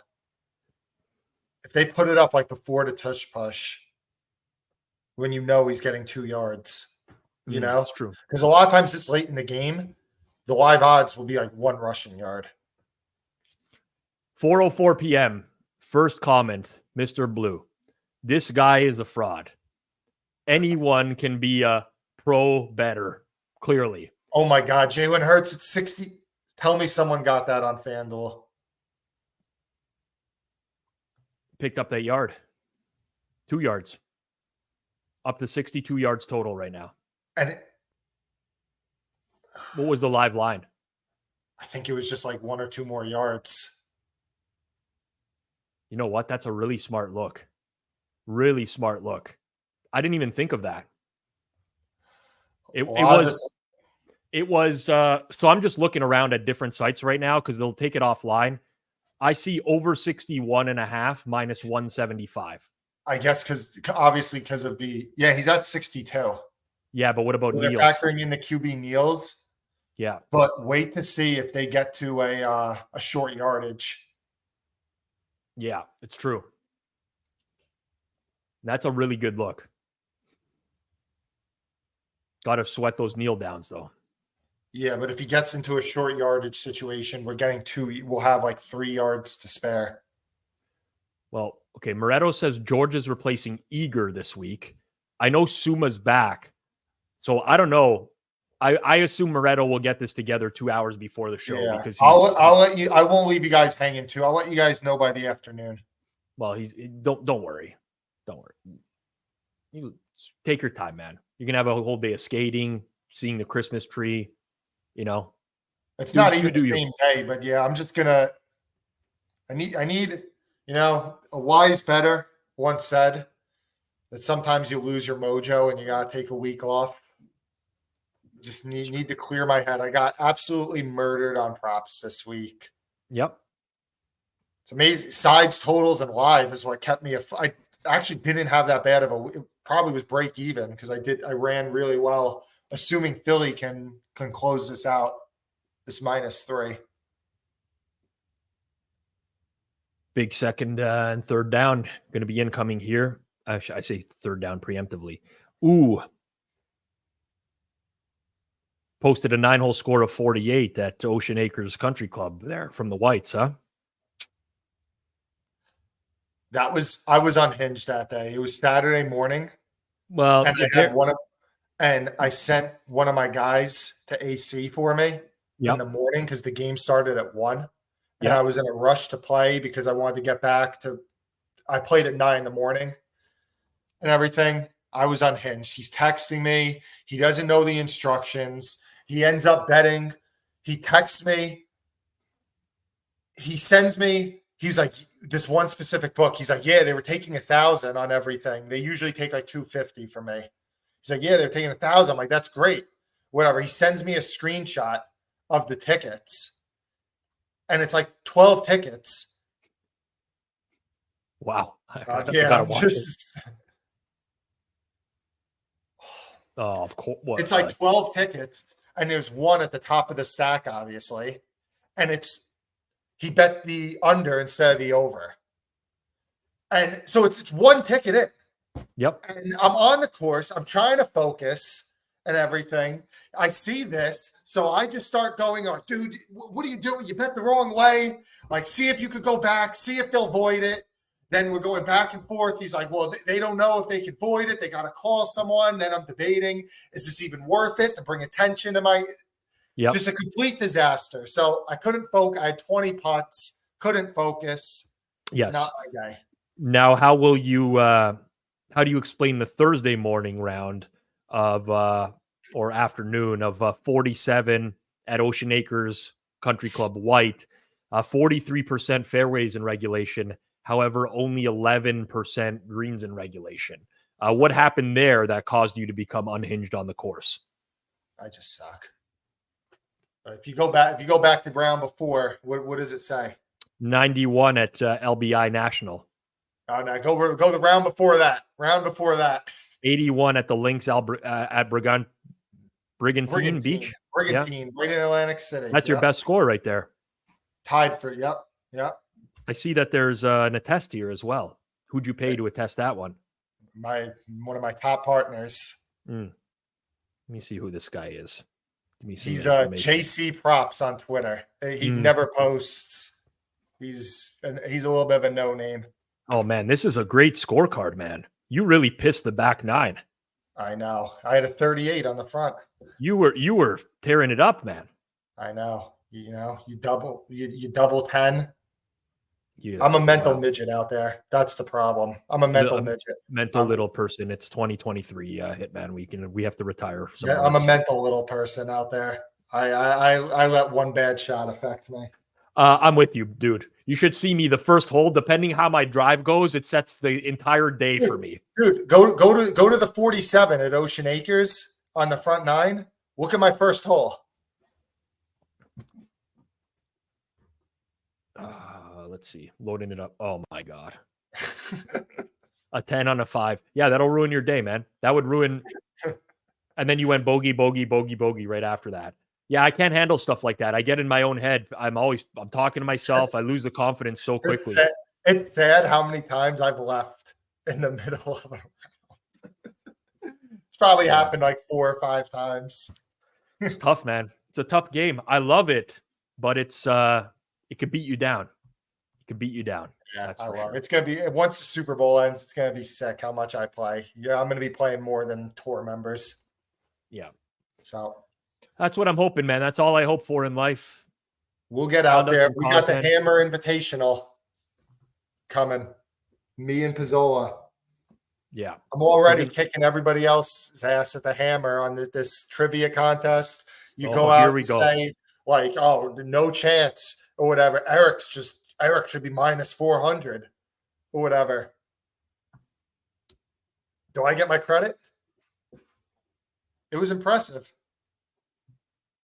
To think about the luck of having the skill testing question be a Brett Favre question. Honestly, it's game theory. It's the fact that Eric only bet 250. Yes. Like, why would he do that? You bet all or nothing, in my opinion.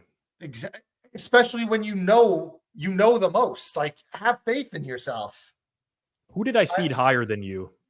Who got the seeds higher than you? I don't know, but whatever it was a joke.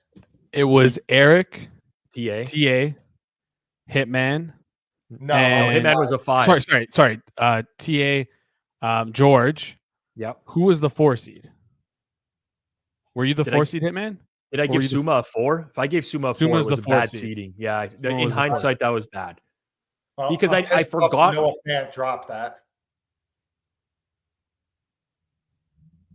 I need in a live bet. I need like 4 or 5 yards from Fant. I need 20 from JSN for the game. That's not going to happen. Feels like a game that neither team really wanted to win.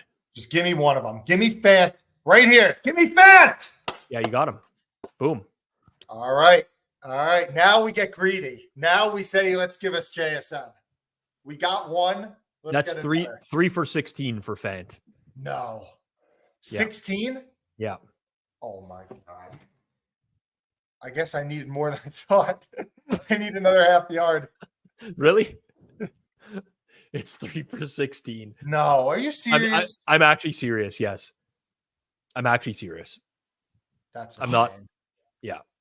I hate to be the bearer of bad news, but it's better that you find out here than be rage tilted when your count settles as an L. Possibly. I'm hoping you get the W. Oh my God. I'll tell you what. A lot of people this was a great game. Like if you just market cap to this game, yep. Like you should have. You could have a middle. You definitely have a middle. Yep. Yeah.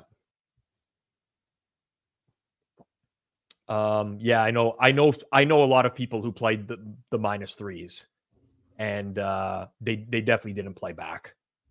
Yeah, I didn't play back, but I also didn't get down as much as I should have because it was Sunday morning when that Geno stuff was. And what surprised me is the market wasn't moving like crazy. Like I had enough time to bet it, and then I had enough time that I gave it out on my service even. Because I don't give out injury news and just while the markets, it was pretty stagnant for after that news came out, which was surprising. Come on, Fant JSN. Oh, there we go. That's a good play lock. Yeah, the Zach Charbonnet underneath. Honestly, I don't like to be that guy that rubs it in when people lose on things. But if this game ends 4 and you lost a bet on either side, you probably need to take the GRP approach. Yeah. And take a step back. Well, I mean, I could say Seattle did seem like it was the sharp side early in the week. Like it was getting bet down from 4 to 3.5 to 3, you know? Yep. So, I mean, I could see that, but you should have been able to get off of it. Is that JS? Oh, that's Lockett, and he dropped it.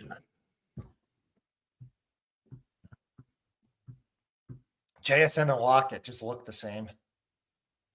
Not that let's not no racial undertones with that. Not that there's anything. Yeah, it's not what I was thinking.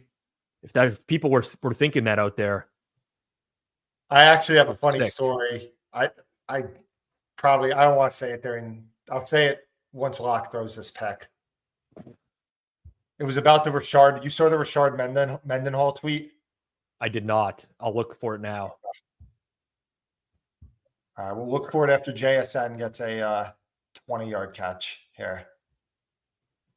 Oh, not going to do it. Doing that.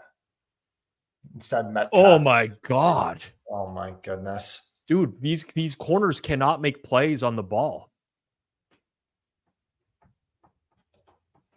Is it the one in relation to is it a retweet? The black-white football game he was saying? Yeah, white dudes, Rashard Mendenhall fumbled the ball, that one? He was saying something about playing like a football game with all African-American players versus white players. Oh, no, I didn't see that. It looks like he might have deleted it. Okay. Rashard Mendenhall says we should have an all-black versus all-white bowl game. That's what he tweeted. Yeah, so he said that. And all my friends were all texting me and everything because one of my friends, he's black.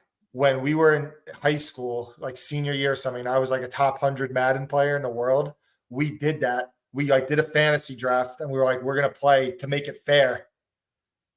Oh, JSN was we said to make it fair, I'm going to play with an all white team versus and he gets all black team. So he had like Megatron, AJ Green, Julio Jones. I had like Eric Weddle at corner.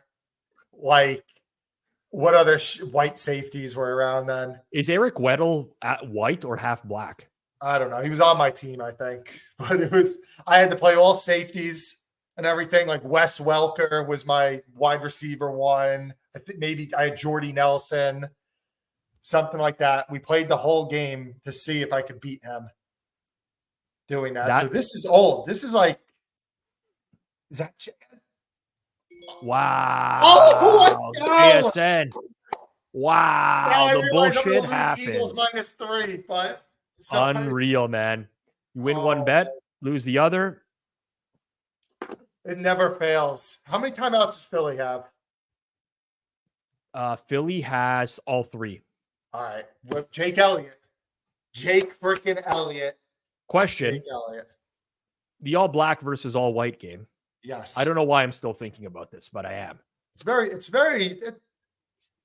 Who plays special teams for the Blacks? Who's the kicker and the punter? I don't remember if he had a kicker or punter or what we did. I think you have to have a skill position player line up as your kicker.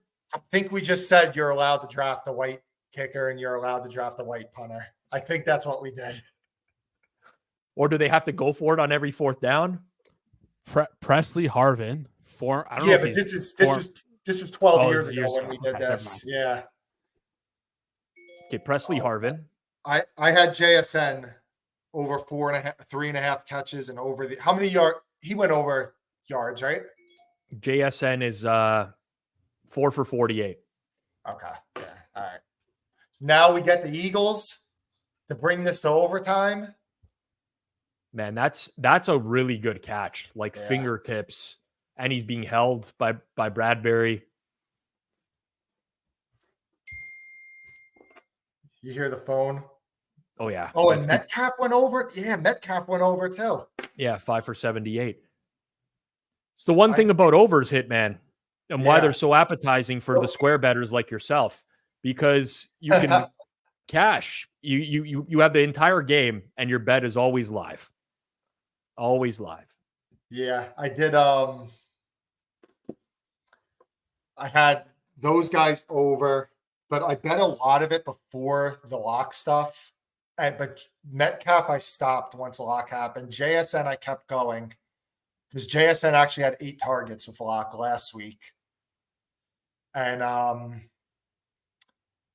Lockett, I bet under. What is he at right now? I have him at mid-50s, but I didn't get much. It was just stale prices. 21, 3 for 21. And then Fant, I'm a half yard short. So if we get overtime, man, let's get OT right here. G-Stack George has under 47.5 in this game. Well, top G-Stack George. We're gonna have to root for me. Peak number. I can see it going to OT. First team kicks a field goal. I mean, Jake Elliott's done this in the rain. Oh, yeah. Elliott's a great kicker. Oh. That's out of bounds. That's out of bounds.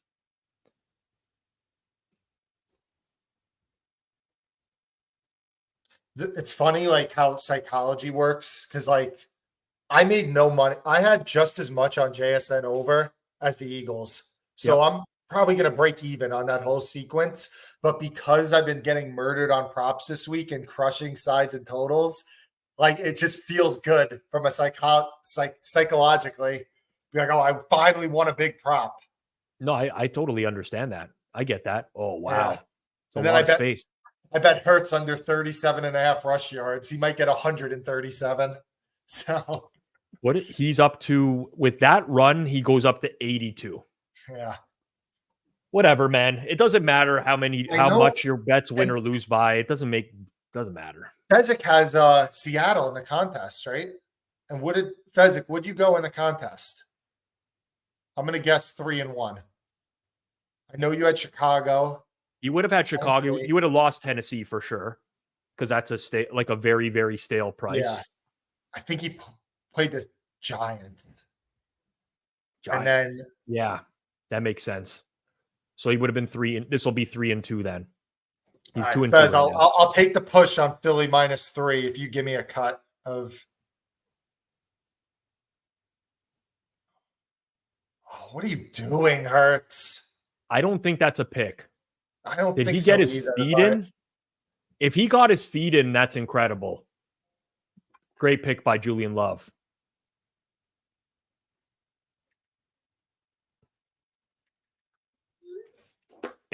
This was the classic. I mean, why would you do that in Yeah, he got double the feed. coverage? You only needed like 10 yards. He got the feed in Yeah, he's good. because his left leg hit the corner. He's good. He's good. Yeah, he's good. He's good. But like his left leg hit the corner, Brown. Anyways, great pick. The ultimate fuck around and find out game for the Eagles. They fucked around.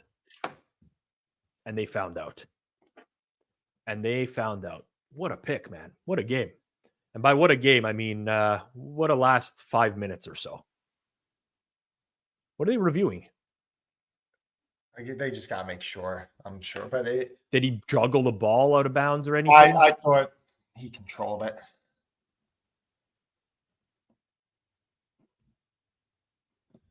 All right. Yeah, I've seen this play now like 7 times. I don't know how they would possibly overturn this.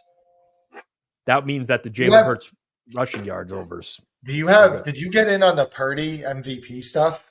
Yeah. Like when he was at his peak? Not peak, but not peak, but I think everyone was Thursday, November 30th. I bet Purdy MVP. Everyone was betting it before that Eagles game.